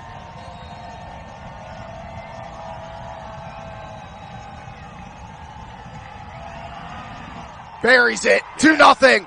FC Motown on a penalty. They're in front by 2, and now Virtue Field really stunned silent. Yeah, absolutely. I mean, and so quickly into the second half. Couldn't be a worse start for the Green side right now. And I feel bad for Akoum. I understand. I said that it's a poor challenge for it, but there's no time to dwell on it at this point. If anything, you're lucky that it happened this early into the second half. You've got plenty of time to respond, and that's all they can do at this point. Of course, 2-0, the deficit for the Green at Lusitano Stadium. As there's the look at the Micah Garnett penalty. Put it away pretty calmly. His 8th goal of the year. But the Green stormed back on that night in Western Massachusetts from down 2-0. You get a quick goal after this. If Green can get a quick goal within the next 5-10 minutes from it, that changes the entire vibe of the match. It's very difficult to hold a 2-0 lead. And so if you can get an early one from there, it all of a sudden starts to give a little bit more panic in potentially giving up the lead entirely for Motown. Jagby not able to find Zelafro, but it took a deflection. It's a Green throw-in.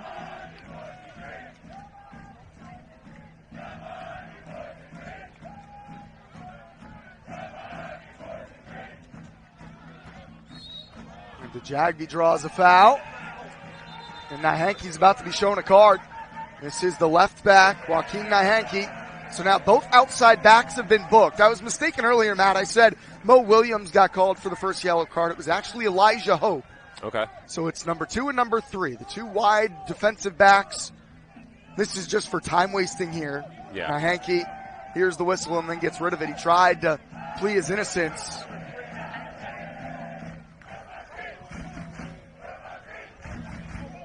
At that point, too, especially if you've got both the backs, the outside backs sitting on yellows for him, you really, you still would have gone after him if you could without them even sitting on yellows. But at this point now, they really have to measure their decision-making if they throw in a challenge or a tackle. Zenge to deliver off the foul. That's a good ball. Rutkowski on the move. Bang. He gets bodied by Yarda. The Motown bench in disbelief. On the delivery, the whistle comes. It was taken out of the air by Williams. Big collision there as Looked like Yarda was shoulder to shoulder with the defender, and they both went into Rutkowski. Well, I don't believe it was a foul, though. We'll I think check they the stopped replay it again. for a head injury. No, I understand that Yep. part. You have to stop it, especially if there's a head injury. I just meant there was a – yeah, we'll take another look at this. It seemed like it was 50-50. It's his own guy, I think, Williams, that got him. Williams was directly shoulder to shoulder with Yarda, but we could see there it's actually contact from – yeah, it's his own man. It's his own man, Maurice Williams, that hits him. Unfortunate. You hope Alan Rutkowski's okay. Again, it was he and Yarda, Williams and Yarda, that challenged for it. And it's good goalkeeping from Rutkowski, isn't it? Absolutely. It's fantastic goalkeeping from him. Yeah, very brave of him to get up and get there. You could see the bodies coming in. But, that's the job of a goalkeeper. Brave for the 18-year-old. His team leading 2-0. Oh, it turned out he just needed a bit of a break.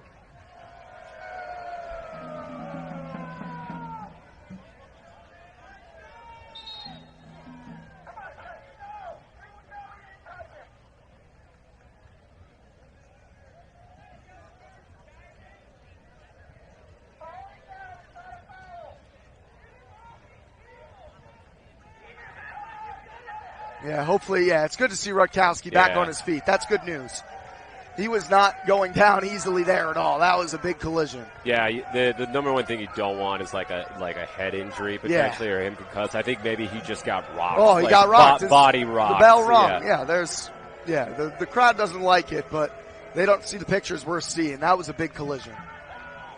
Understandable to be, I guess, a bit just curious about some time-wasting tactics, perhaps, but that was not what this was. I don't think so. Yeah, good to see Rutkowski okay. He remains in after getting examined.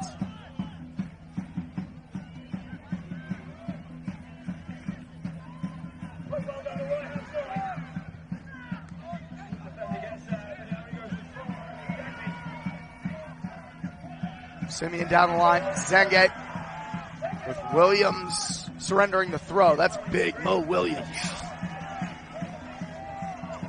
Jagby turns, tries to clip it across towards Tatavine and sprays it out for a goal kick. There's going to be some intense now about the green. They've got their substitutes warming up. An attacking group that includes Ian Abbey, Maximilian Kissel, Owen O'Malley. I think Green also need to make sure that they keep their head. I understand that they're down 2-0. But don't do anything reckless. Don't do anything too hasty, especially on those challenges from there, because the last thing you want is to rack up a bunch of yellows. Then you're nervous about potentially getting red or even potentially getting a red card. Stick to your guns. Stay calm. Hutt plays it all the way back to Rutkowski. Zenge will start the press. Strong win from Akum against Garnett. Zelafro down the line. Zenge's on it. Played backwards nicely by Garnett. And now Jansen finds Ruiz in room. Lots of space for Joaquin Nahanke. He's got Barbodo. And Barbodo delivers. Marshall deals with it well.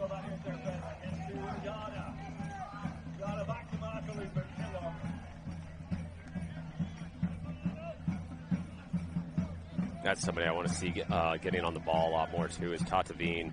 Whether that means he needs to drop in and get on the ball deeper, that's okay because Zengi does take up that space behind him. Garnett picks off the pass from Simeon to Zelafro. Jansen gives it away. Back to Simeon.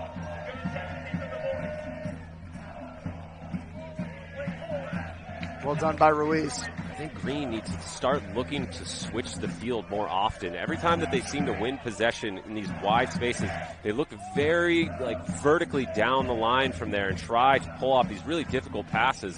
And I'd say just try to pull apart the Motown structure. Switch it up, but do it early. Boom going on the overlap of Hall. First time Hall's been involved this half. Drives it across. The corkscrew clearance as far as Yarda. Heads it down to Hall. Hall dancing, shooting. Blocked by Hope. Out to Akum. Numbers in the middle now. The header away. Good work from Kilich. Out as far as Zelafro. Needs to move the ball, though. Move the ball quicker. Alex Hall steps on it. Explodes forwards. Zenge couldn't return it. Williams hacks it away. Crowd enjoying this bit. And now the referee has spotted a Motown player down off the ball. I did not see what happened here. Anything that warrants it. It's far. We'll see a replay, I'm sure.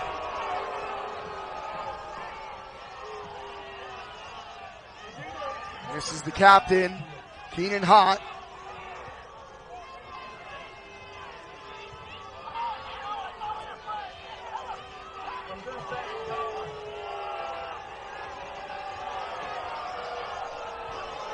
Not going to see a replay of this one. Things certainly getting heated at Virtue Field. Motown leading 2-0.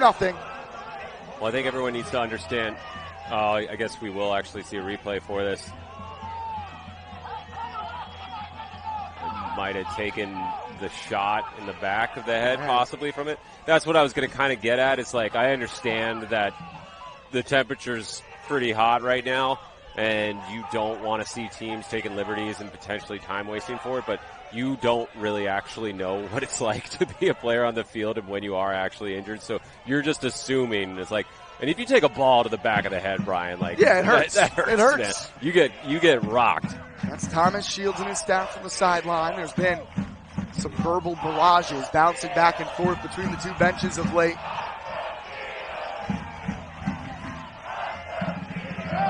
Well, Keenan Hott has slowed the game down. He's back on his feet. Good news. He has sparked the crowd. 10 minutes into the second half, and off of a penalty kick put away by Micah Garnett. FC Motown have doubled their lead. It's a dangerous lead, though. The cliche, 2-0. Most dangerous lead in sports.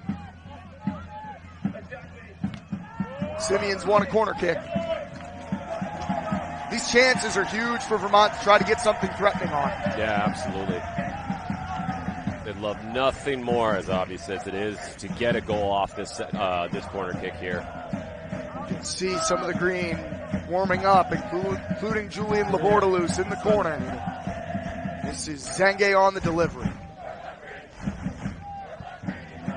Whip to the near post, and Yarda couldn't direct it on target. He got there first. It was a good cross. It technically just barely beat the first man.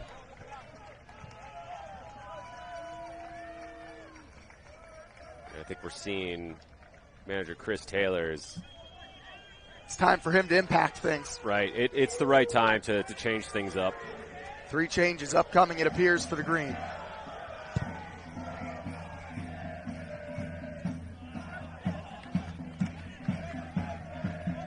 Looks like a change upcoming as well for FC Motown. They've got Noah Levy, midfielder from Lehigh, with his jersey on and warm up off. Looks like perhaps Perry Kingston as well, another Lehigh man, getting prepared. Here's just a Coombe, a bit uncomfortable going forward. Yeah, I don't know if I can't see it from here, the angle, if he had the option to maybe go straight to Hall from it, but. Simeon rolls it into Zangi with his left. Now Ruiz initiates the break. Advantage played to Barbodo. Brandon Marshall's won it back. The green needed him to get that right, and he did. Zangi clips it over the top. Out comes Rakowski.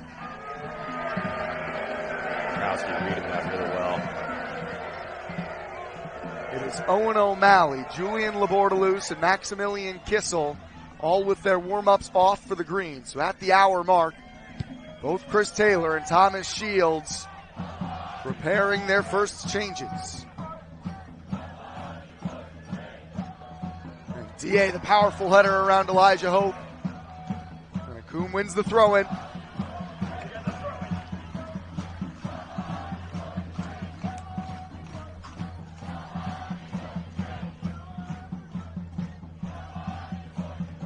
Zelafro stabs it away from Barbodo. Nicely done. Connects with Simeon. Trying to play direct to Tatavine. Cut out by Kilich. I thought Ajagby was the better option.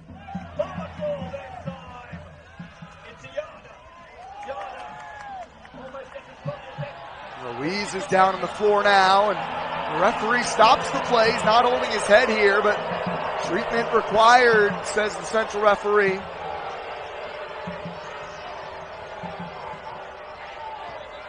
Now that's a curious stoppage to me because Eric Ruiz not holding his head. No foul. Play was continuing. Yeah, he's not holding. You literally said the quiet part Now loud. look, Yarda catches him there. I think you could make a real case that was a foul on Yarda, but it was not called. And then the play stopped 15 seconds later. If he thinks it's a foul by Call the Yarda, foul. then call the foul. And why do we have possession at this point? Why does Vermont There's have no possession need to at this stop point? the play No. then when it is not a head injury. And it's just killing it. And unfortunately, the referee is, whether willing or not to do this, he's kind of making it about him at this point. Well, it's taking the life out of the match, Yes. which is FC Motown's goal. Credit to them in that sense. This They is have- going perfectly for them. They have exactly accomplished what they were hoping for. Listen to the roar, though, as Owen O'Malley enters. Tatavine out, Simeon out, Kissel, Labordaloose, and O'Malley all in. Yarda also will exit. Looks like Hall's coming to right back, Matt. McCoon stays on the left, O'Malley down the left wing spot. Ajagby, Zenge, O'Malley are the forwards underneath Kissel. Interesting. Simeon coming back from an injury. I wonder if his total minutes was always going to be about an hour. Well, how will Julian Labordaloose affect this one? That's the guy to me. He adds a ton of quality when it comes to service from deep or even from further up in the field, but especially from deep. He's got every single type of technique with his right foot in his locker. He can find passes that a lot of players just can't execute in the same way. Hall now at right back. That's Perry Kingston now on the left side for FC Motown. Still Rutenberg at the top of their line. Labordaloose slithering. And Owen O'Malley on the move. The green crowd rises. O'Malley drives it in. Away by Williams. Neat touch Labordaloose.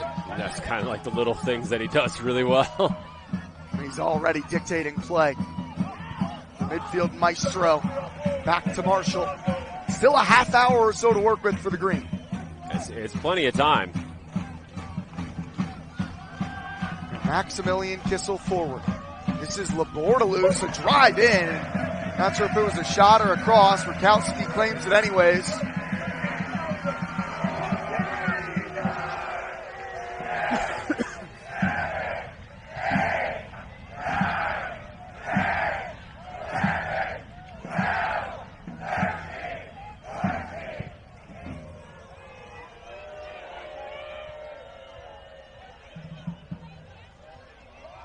That's Noah Levy.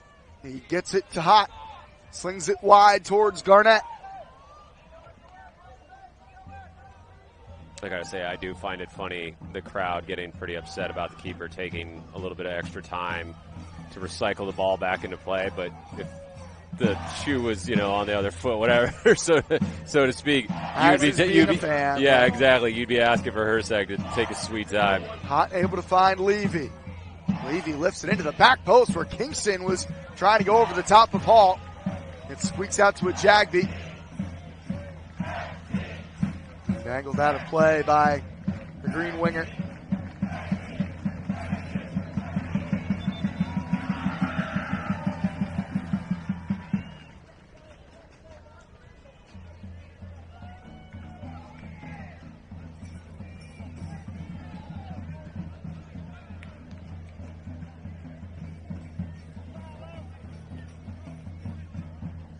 Now Hankey onside in the corner is Kingston. Well, we're already taking it down to the flag. Great job, Zelafro. Here's Zelafro. How about this little run? It's brought down by Ruiz. That's going to be a card. Eric Ruiz shown a yellow. Ryan Zelafro at his best, drawing those fouls. And it's actually, I hate to say it to be cynical, but it's a great foul. Good yellow. Because, it's a worthy yellow. Zelafro was gone at that point, and you're taking one for the team, so to speak. He had bypassed two challengers of FC Motown. So now Eric Ruiz joins Elijah Hope and Joaquin Nahanke in the book.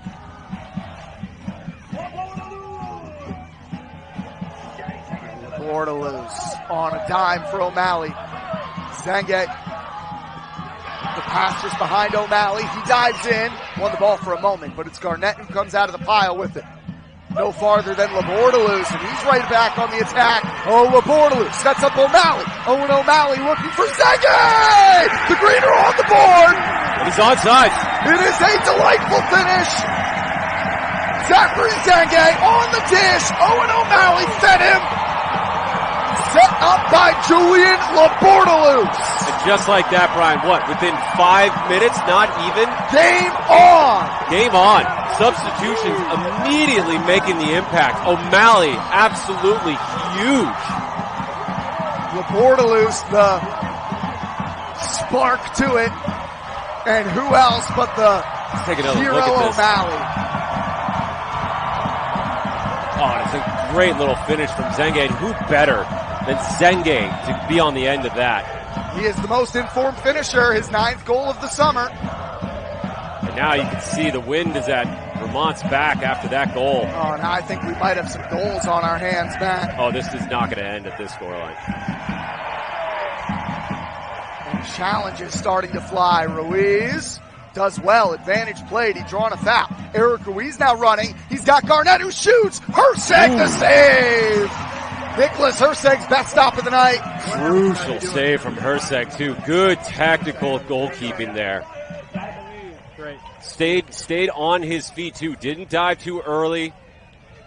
Good strong hand. It's a great play by Ruiz. Yeah, it really is. Garnett was on. He was after a brace. FC Motown springing back to life. And much like the game against Hudson, you know, the second half, the game just explodes into life. Hot with the back post delivery. Labordalus is drawing a foul as Yajit Kilic went over the top of him to win it.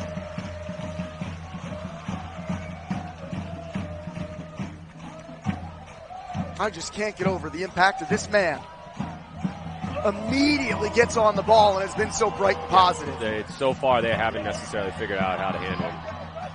Has anybody? Well, that's the thing between Zelafro and Yarde. Yarde was playing more of a defensive role. You saw him helping out the defense a lot, tracking back. He wasn't in these areas and these opportunities to necessarily get throws. And O'Malley has swept it down the line. Zenge deflected cross. Alex Hall! Oh! Back of the net! Oh my God! We're tied! It's a tie game! Goodness gracious! A cracker at Virtue Field is broken out. 2-2. And just like that, the game just flips on its head. Zenge's ball into the middle. Oh, it's put in by Maximilian Kissel. Oh, is it? Maxi Kissel gets the goal.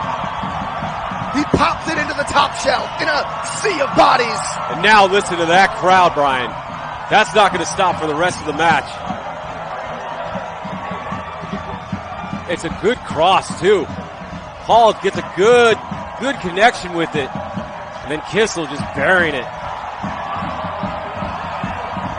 And you can see the coaching staff from Motown is telling his team to calm down from it because giving up 2 goals in quick succession after the substitutions. And right now, they're just, their backs are against the rope. Oh, the green have gotten up off the mat. It's Alex Hall who got forward from his right back spot. He got on the end of the Zenge cross, put it back into a dangerous area, and Maximilian Kissel, who makes his money inside the mixer. Whatever tired legs you possibly had from Friday's match, you're not even thinking about that. That adrenaline just gets you going. You don't feel anything. It's a gutsy and scrappy second goal for the Green. And Owen O'Malley is acting as the director of this crowd now, Matt. Every second he gets, he's turning on the far side of the field, whipping the fans into a frenzy. This is where Kissel can be dangerous. A tough runner, working on Kilic. Well defended by Williams and Kilic. It's really good pressing here. Oh, Zenge miscues it. And now it's going back and forth a bit. We have a game on our hands. Gabe Rutenberg. Alex Hall, give me that ball right back. How good has he been tonight? Yeah, he's like, again, it's kind of started off just a little bit quiet, and then he grew into it. This game is flowing. Akun feeds Kissel with fresh legs. Kissel's pace is just killing it right now. It's a brilliant substitution to bring in because there's already been, 60 minutes on those defenders' legs there, and then you've got Kissel of all people that you have to track. If this game was in a slumber for the opening 45, maybe even 50 minutes, springing to life. Shotgun to Celsius. A yerba, perhaps. Yes, sorry, a yerba. I need more milligrams of caffeine.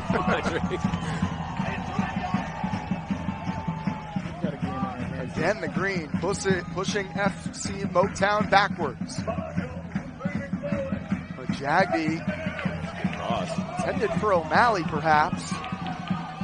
Oh. He goes into Garnett. Owen O'Malley commits the foul. Yeah, it's a foul, right? It's 100%. Yeah. I know that because it's a foul I would make.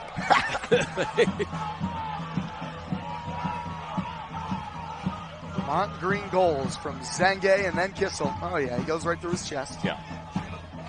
Owen O'Malley's been at the heart of both of those.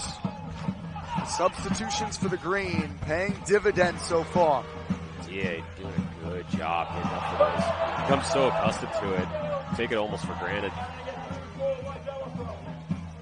A bit of ping pong through the midfield. Zenge tried to usher it forward. In the end, Kingston plays back to Nyanki. From down 2-0 to tied 2-2 once again. FC Motown have not lost from a winning position all year. That's dangerous too because Williams is way out of position. Here comes the keeper. A jag goes to the ground. That's penalty. That's a penalty. It's a penalty. Julian Labordalus played it through. Rutkowski is penalized, and the green could take the lead.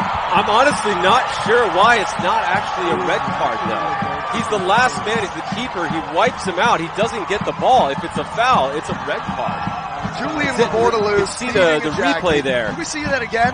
Could run that replay back. There's going to be the extension from Rutkowski. It's a Jaggy's touch around him. Again, I still don't understand why it's not a red card. And Julian Labordalus, Matt, has grabbed the ball. Still FC Motown protesting.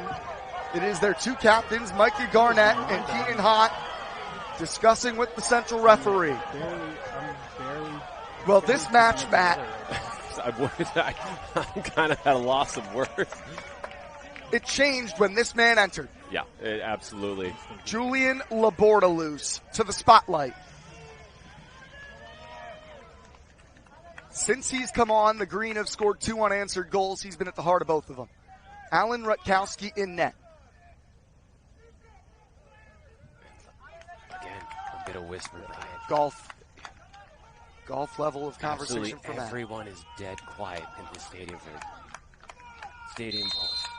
Julian Labordalus against Rutkowski. He's got it! It's right down the middle. Julian Labordalus has swung this game on its head, and the Green are in front. And what more can we say about Julian Labordalus? That's his first goal, right? First of the season. He's got a goal to his name. He's deserved one for so long. He acts as provider for so long. He deserves to eat a little bit of cake. He gets his cake too. The French with their cake. A macaron. Oh, Labordalus is loving it. He's posing, enshrining himself into the Green lore. Still a long way to go, though, Brian. It's probably going to be another 3 minutes after stoppage time, so I'm guessing roughly around 20 minutes here. Or sorry, 16 minutes roughly. And now changes coming for FC Motown. They are trailing for the first time tonight. They have trailed just once all year. It was 1-0 at Long Island, and they came back to win 3-1.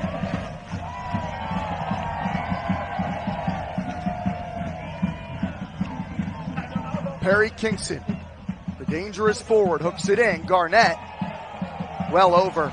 I think back to that Herseg save on Garnett as well. What a moment that was. Could easily have gone to 3-1.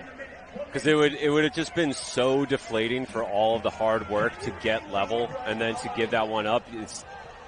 You're only human as a team. You fought so hard to get back into it, and then to have a goal go against you and it being 3-2. All right, let's sort out the changes. Giacomo Ziza, the midfielder from Lehigh on. Almadi Yusufi, a 2022 MLS Super Draft pick of New York City FC, enters as a winger.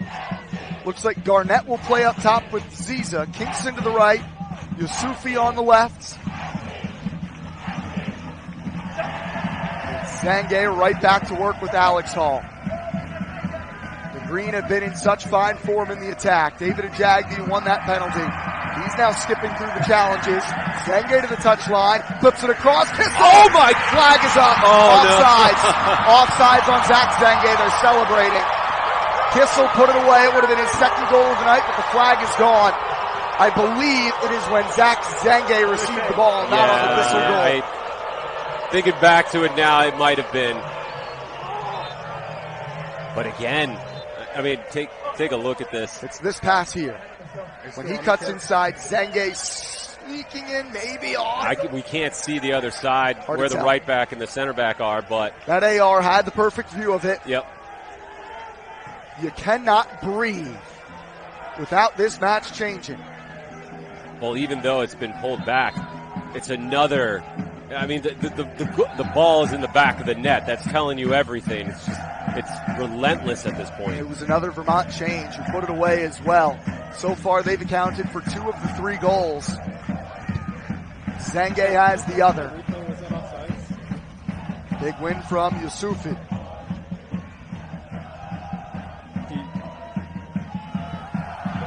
Yeah, that's going to be a handball. I don't think it was out of bounds yet. I was just curious.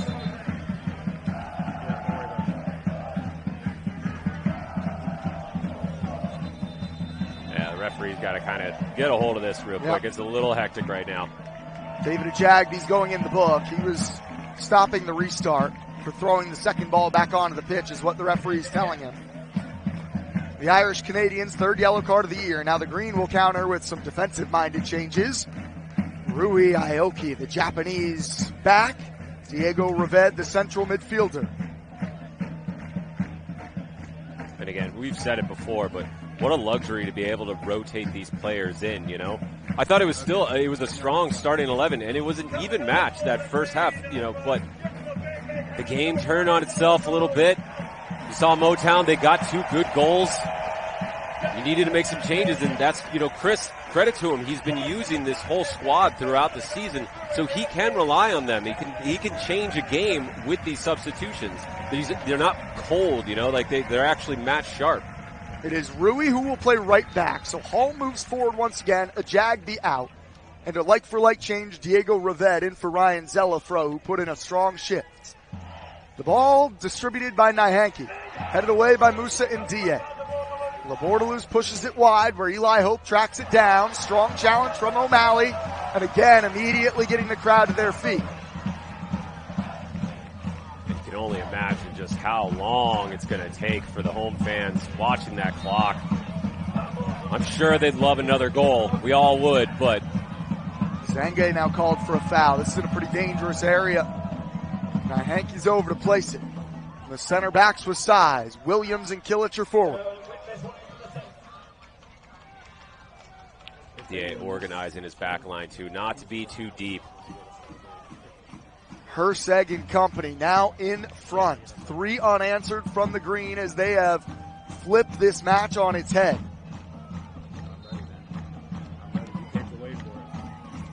Kilich to whip it. It's a dangerous ball. Herseg was sprawling and DA went down. It's a goal kick. Just needed a touch. Yeah. Musa and DA felt he was fouled. That was a very, very good ball into the box from there. Should the crowd now count for Herseg? No, that's not how it works, Brian. That's not how it works, Brian. No, you do. No. The Green frustrated with the time-killing tactics of FC Motown earlier. Well, that's the thing. If somebody does it, you're then at liberty you can do it yourself as well. O'Malley gets a neat flick. Zenge trying to wrestle it along the touchline. It's pushed along and out of play. It's crazy watching Zenge too, because he worked so hard throughout a match, and it was that whole first 45 minutes, and then all of a sudden you get the goals, and he's just found another couple gears. Played 75 minutes on Friday. Nyanki. This is the Moroccan former professional, El Madi Youssoufi. He's lightning fast down the left. Labordalus challenging against Matty Acosta, the new man in the midfield for FC Motown. Kissel working hard, getting back in there. Nyanki. And that's a good part. Oh. Foul is called. Well, still, my point still stands. That's a good little partnership now. You can see them working together, Hall and Rui together on that right side. The dead ball specialist again for FC Motown is Nyanki. Here's a look at the foul. He tries to split Hall and Rui. A little bit. This is another really dangerous area, Brian. Now That's another good ball. Perseg stays home. It was Rui who got his head on it. Acosta corkscrews it over everybody. We've played over 80 minutes. 3 second-half goals for Vermont Green, capped by Julian Labordalus from the penalty spot.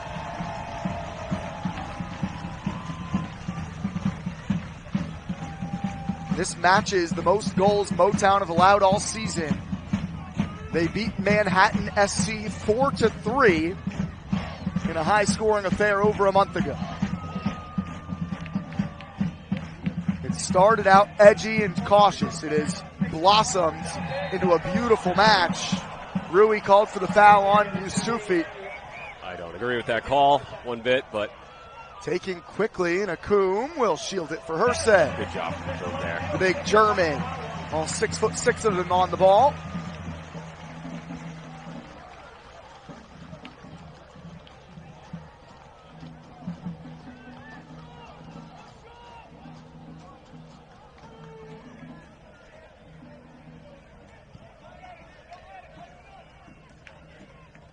Good flick from Rui. And Alex Hall sends Kissel on the chase. And this is what I want to see is Max Kissel versus the center back. Positive first touch from Ziza. Diego Reved wins the ball. Musa and DA does as well. Wow. Just wow. Challenge is flying. Yeah, Zenge. This was the spice level that I thought what we were going to see in the first half. An electric match is unfolded in the setting sun of Burlington, Vermont. The round of 16, winner to the Eastern Conference Final. Both of these teams have never made it past this point. And the Green have another change. It's Ian Abbey, the attacking midfielder, to come in for Alex Hall. So Abbey will work down the right for this Vermont side, now in front.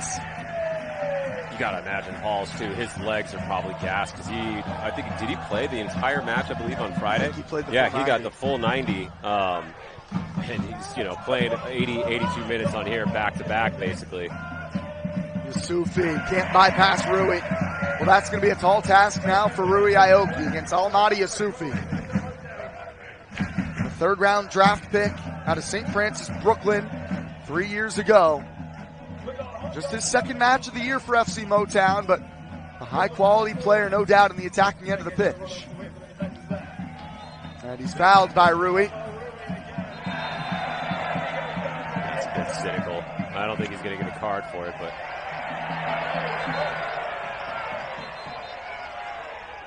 he's bringing Giacomo Ziza backwards. Possibly just tell him to calm down a bit. He's not reaching for a card on that. Hearts beating both ways. And a bit quicker than normal.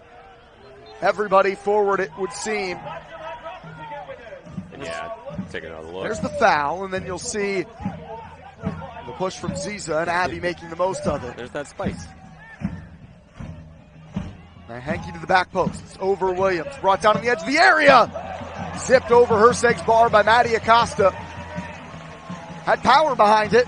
I think Herseg knew that was going over. He just wanted to show his acrobatics. Yeah, I can kiss the crossbar if I want. I can get my feet above the crossbar.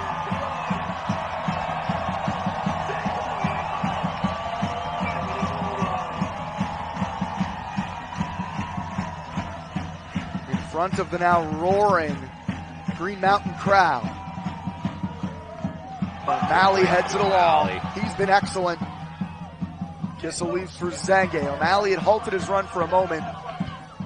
Eli Hope pops it into the crowd. Going for the green, nearing the end of the 85th minute. 5 minutes feels like 20 minutes. There will be a substantial amount of stoppage time. Yeah. I can imagine probably like 6 or 7 minutes. This is the West Virginia outside back, Ryan Babel from Middletown, New Jersey. His 12th appearance of the year. He's often used in a substitute role, only 2 starts. He'll play left back. Out comes Joaquin Nahanke.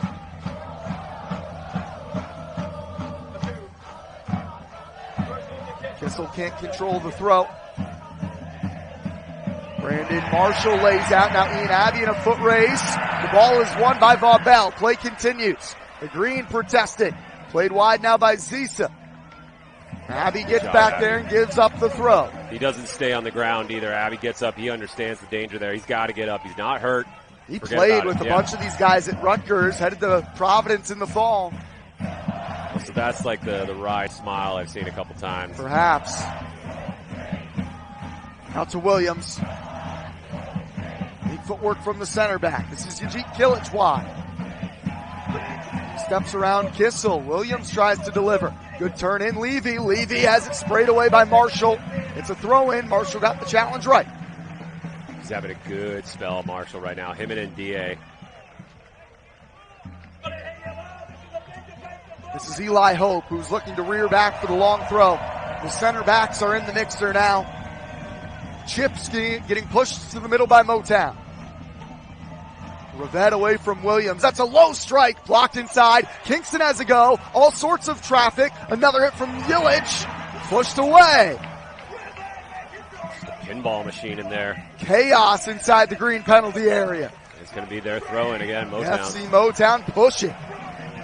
Trying to keep their unbeaten season alive.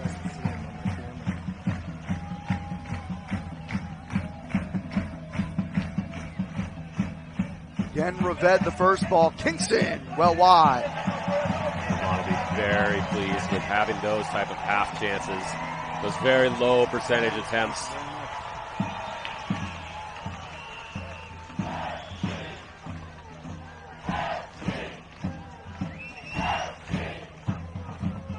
Seg places the ball. He needs to be careful not to get any penalties for time wasting. Is he sitting on enough that he would be out the next match? I don't think so. I just think in general. Okay. We've seen some chaotic moments happen this year with that against Western Massachusetts, if you remember. Where they were asking how could I forget? For a corner kick late, trailing by a goal. And DA the header out. It's another throwing down the right line for Hope.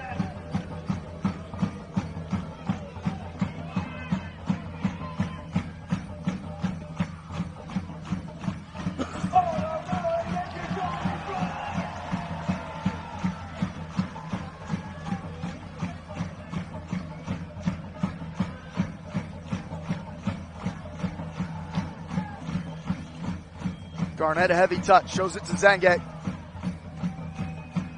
Macomb draws the foul. Interesting, it's actually throw it. I thought he drew the foul. And I thought he did too. The way they're leaving it for Laborde to lose. Oh, now, I think it's a foul, yeah. A drop for Herseg. That 15-minute stretch from Julian Laborde, minute 60 to 75, the match was his on a string. My head is fried from it. A bolt of lightning for the green to take a late lead. Somebody came from an offside position. The flag is gone. Well, I'm not sure that's... Well, I didn't think O'Malley was offsides, but... It might have been Kissel. I don't know. Laborde has been shown a yellow there. He booted that ball away. A hand up, an apology. He pretty much knew it was coming. For us. The yellow on 6. Take your time. Laborde is fouled by Kingston. This is where you take your time. Bordelus doesn't even need to necessarily get on this.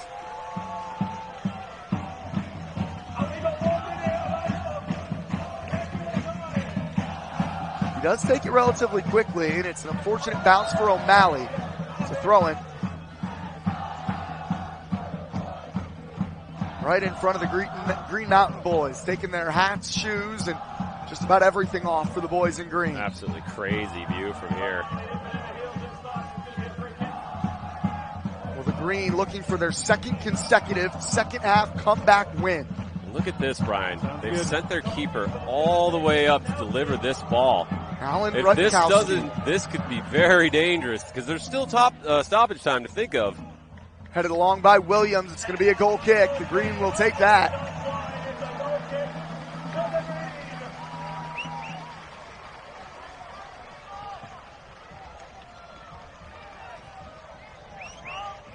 Well, the fans have not gone anywhere. They've certainly come to life in the second half. Orchestrated by O'Malley, Kissel, and Labordalus. The three initial changes. It was Zange's goal that gave the Green hope. Just as it was against Western Mass, wasn't it? Yeah. Zach Zange at the death finds a way to give the Green life.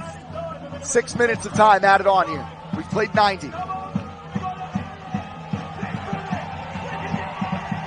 Zange scored the first goal. Kissel the second. Labordalus off a penalty. The third. Almadi Yusufi. Dangerous ball, but Marshall, the first line of defense, heads it away. Marshall again doing such a good job. Diego Rivette has scooped it up, willing to angle it into space. The Zange tireless looking- work of Zachary Zange. Forcing him to go long quickly. Off of Akum's head. It's brought down but away by Marshall. Good job to get it away from Ziza. Out as far as O'Malley. And now Labordalus, the boys could be on the move. It's a foul. Yeah. Kissel was fouled by Levy. And a yellow card shown. The Green adamant that was a studs up challenge. Yeah. You could see it, the angle of his body came in, and if he actually connects like well and Kissel's foot doesn't move, that could really, really be dangerous. There goes O'Malley again, just off your screen, whipping the crowd into a frenzy. Should be seeing how much stoppage time. I was going to 6 minutes. Sorry, Matt. Okay, 6 so it was. Yeah, I was Yep. right.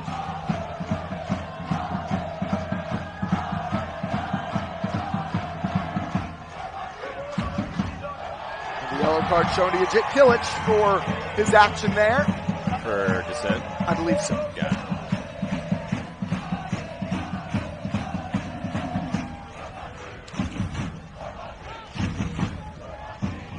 This time does not count towards the 6 minutes that we will play. So if you're with us, you can see the clock winding towards 92.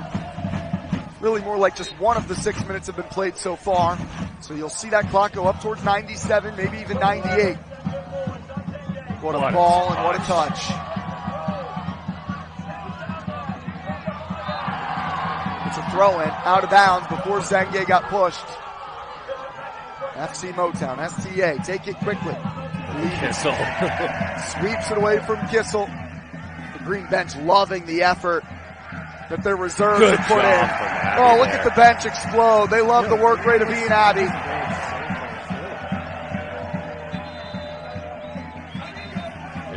They're going to have to take it back, which doesn't do any favors for Motown.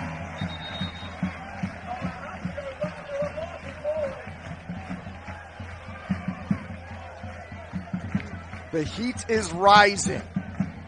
It is now the Green who are playing protectors of a 2-goal edge.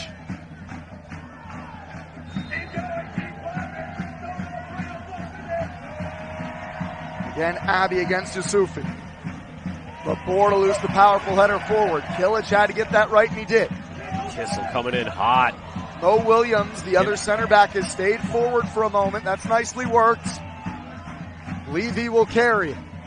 Last chances for FC Motown. Almadi Yusufi. He's shifty. Rui defending the block. Stays with Yusufi.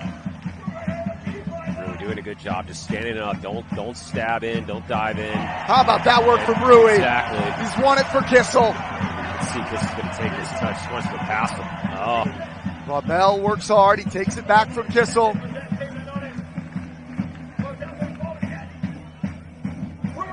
Rui's been massive. He really has since he's come in. Kilic now the center back up to take this throw. Oh, Garnett, that's a neat turn, a drop of the shoulder, cuts it back. Kingston takes a pinball around and out to Raved. That could have gone anywhere, but now Raved lift off towards the green bench.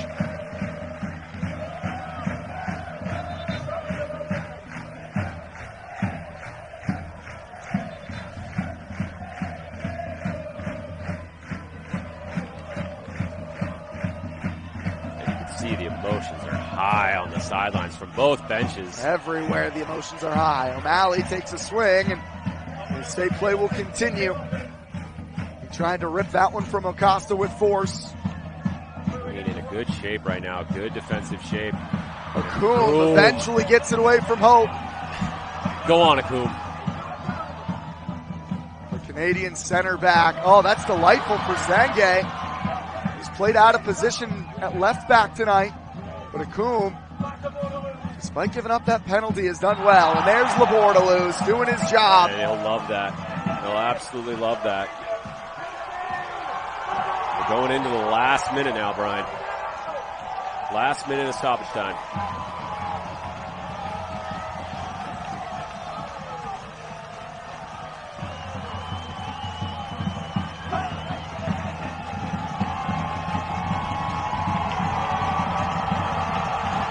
They can sense it. Herseg will put his right boot through it. He wants Kissel to chase it. Rutkowski can claim the early distribution. The Green pushing forward just a bit now. And it's going to take an awkward bounce. And DA heads it back. Herseg the jump ball. He was always the favorite to win that. It was a little awkward. I didn't necessarily agree with letting it take that first bounce, but it worked out. It was a big ball forward from Rutkowski. Yeah, I'm already. That's a big ball forward from Herseg. Abbey. Oh, what a touch from from Kissel. Abbey's in the middle. To the Green wants a fourth. Maximilian Kissel. Oh, he might have gone for goal himself. I thought he should have gone to the flag, honestly, but good job for Bordelus. The Green checking their watch on the sideline. Remember that time that did not go away earlier. We played the required 6 minutes.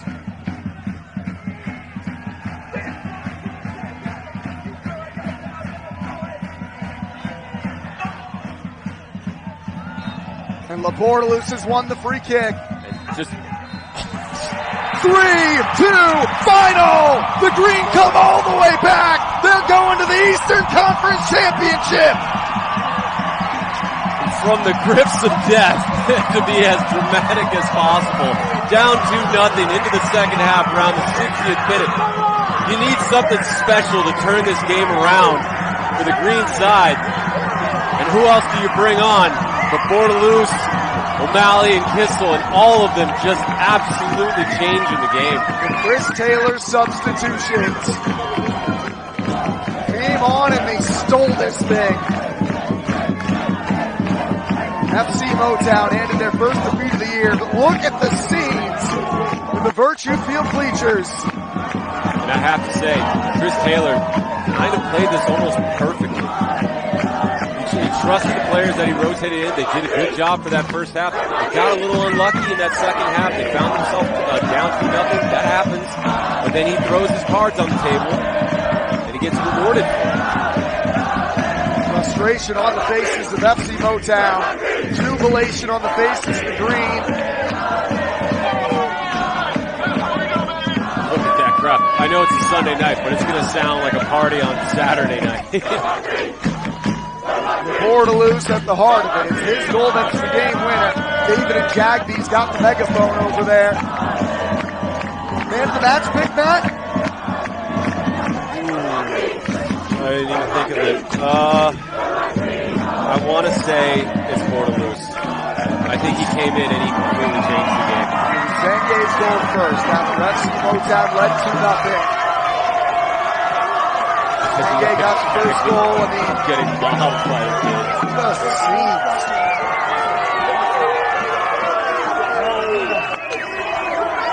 Ryan Zelafro at the heart of it. See what it means for the community. It is the biggest win in club history. never made it beyond the round of 16 twice, coming up short. I think, this community has always liked our teams over the years, short amount of time over the years. But they've really grown to love this team, and there is something very lovable about this group of players, about these group of guys. They all seem to really have each other's backs. You never really see any dissent between one another for something like an errant pass or an unforced error. Sometimes you do see a little bit of toxicity kind of creep into some teams. Someone's a little bit of an ego. There's no egos in this team. They work as an entire unit, and they all seem to trust each other. Early FC Motown goals. Gabe Rutenberg and Mikey Garnett got it started. They were in position to walk away victorious and head on to the Eastern Conference Championship. But it's the Northeast Division champs that in the duel against the Metro Division top team, Vermont Green comes away on top. Do we know yet, or are we still waiting on results to see who is up next? We will find out soon, I believe. I do not know for sure. I believe waiting on results still.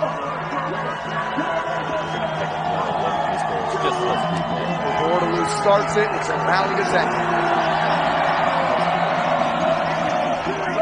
Neat left foot. And it's just like those tiny little perfectly weighted passes from Waterloo that I think was just missing a little bit. Another angle. Great ball in. Again, Labordelus to O'Malley to Zenge. And look at this thing. Paul puts it across, and there Kissel is Maximilian. Clutch Kissel.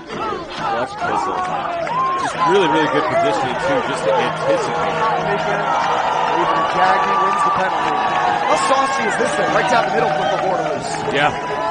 I personally don't have the cojones to do that. I'm going to try to smash it into a corner.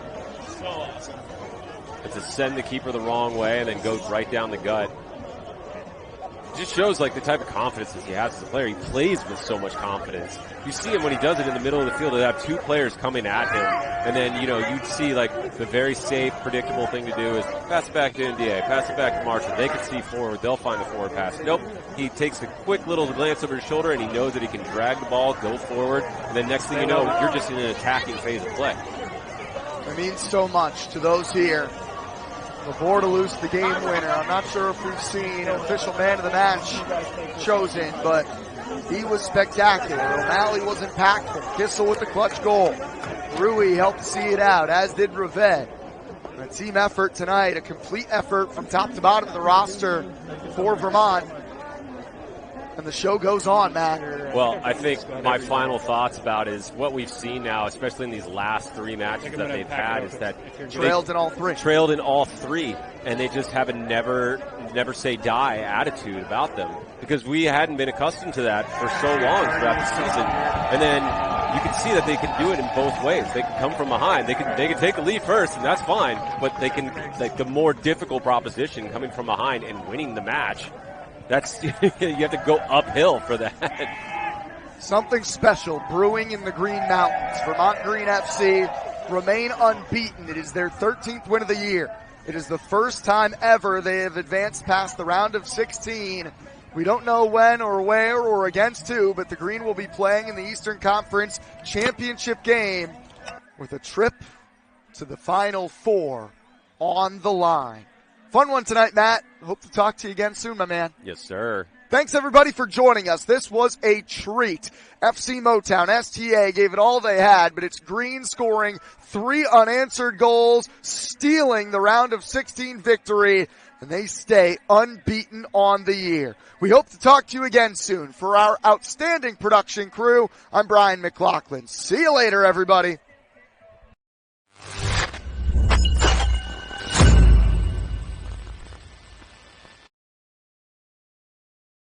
We love each other, and we love this city, and we love this club. It's everything. I just make sure that my voice is good to go, because probably only got a half to use it. We used to tell people in the supporter section, go hard or don't be here, right? Lots of chanting, lots of loudness. It's electric. It's loud. It's exciting. 195 days they waited. This was a glorious victory at home.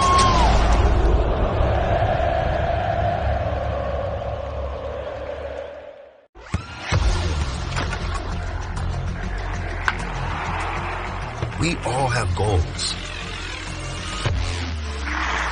But let's be honest. Most of us aren't going to be professional athletes. But if your goal is to finish your degree, we can help. Come to a university that puts your goals first. Bellevue University, your partner in finishing goals.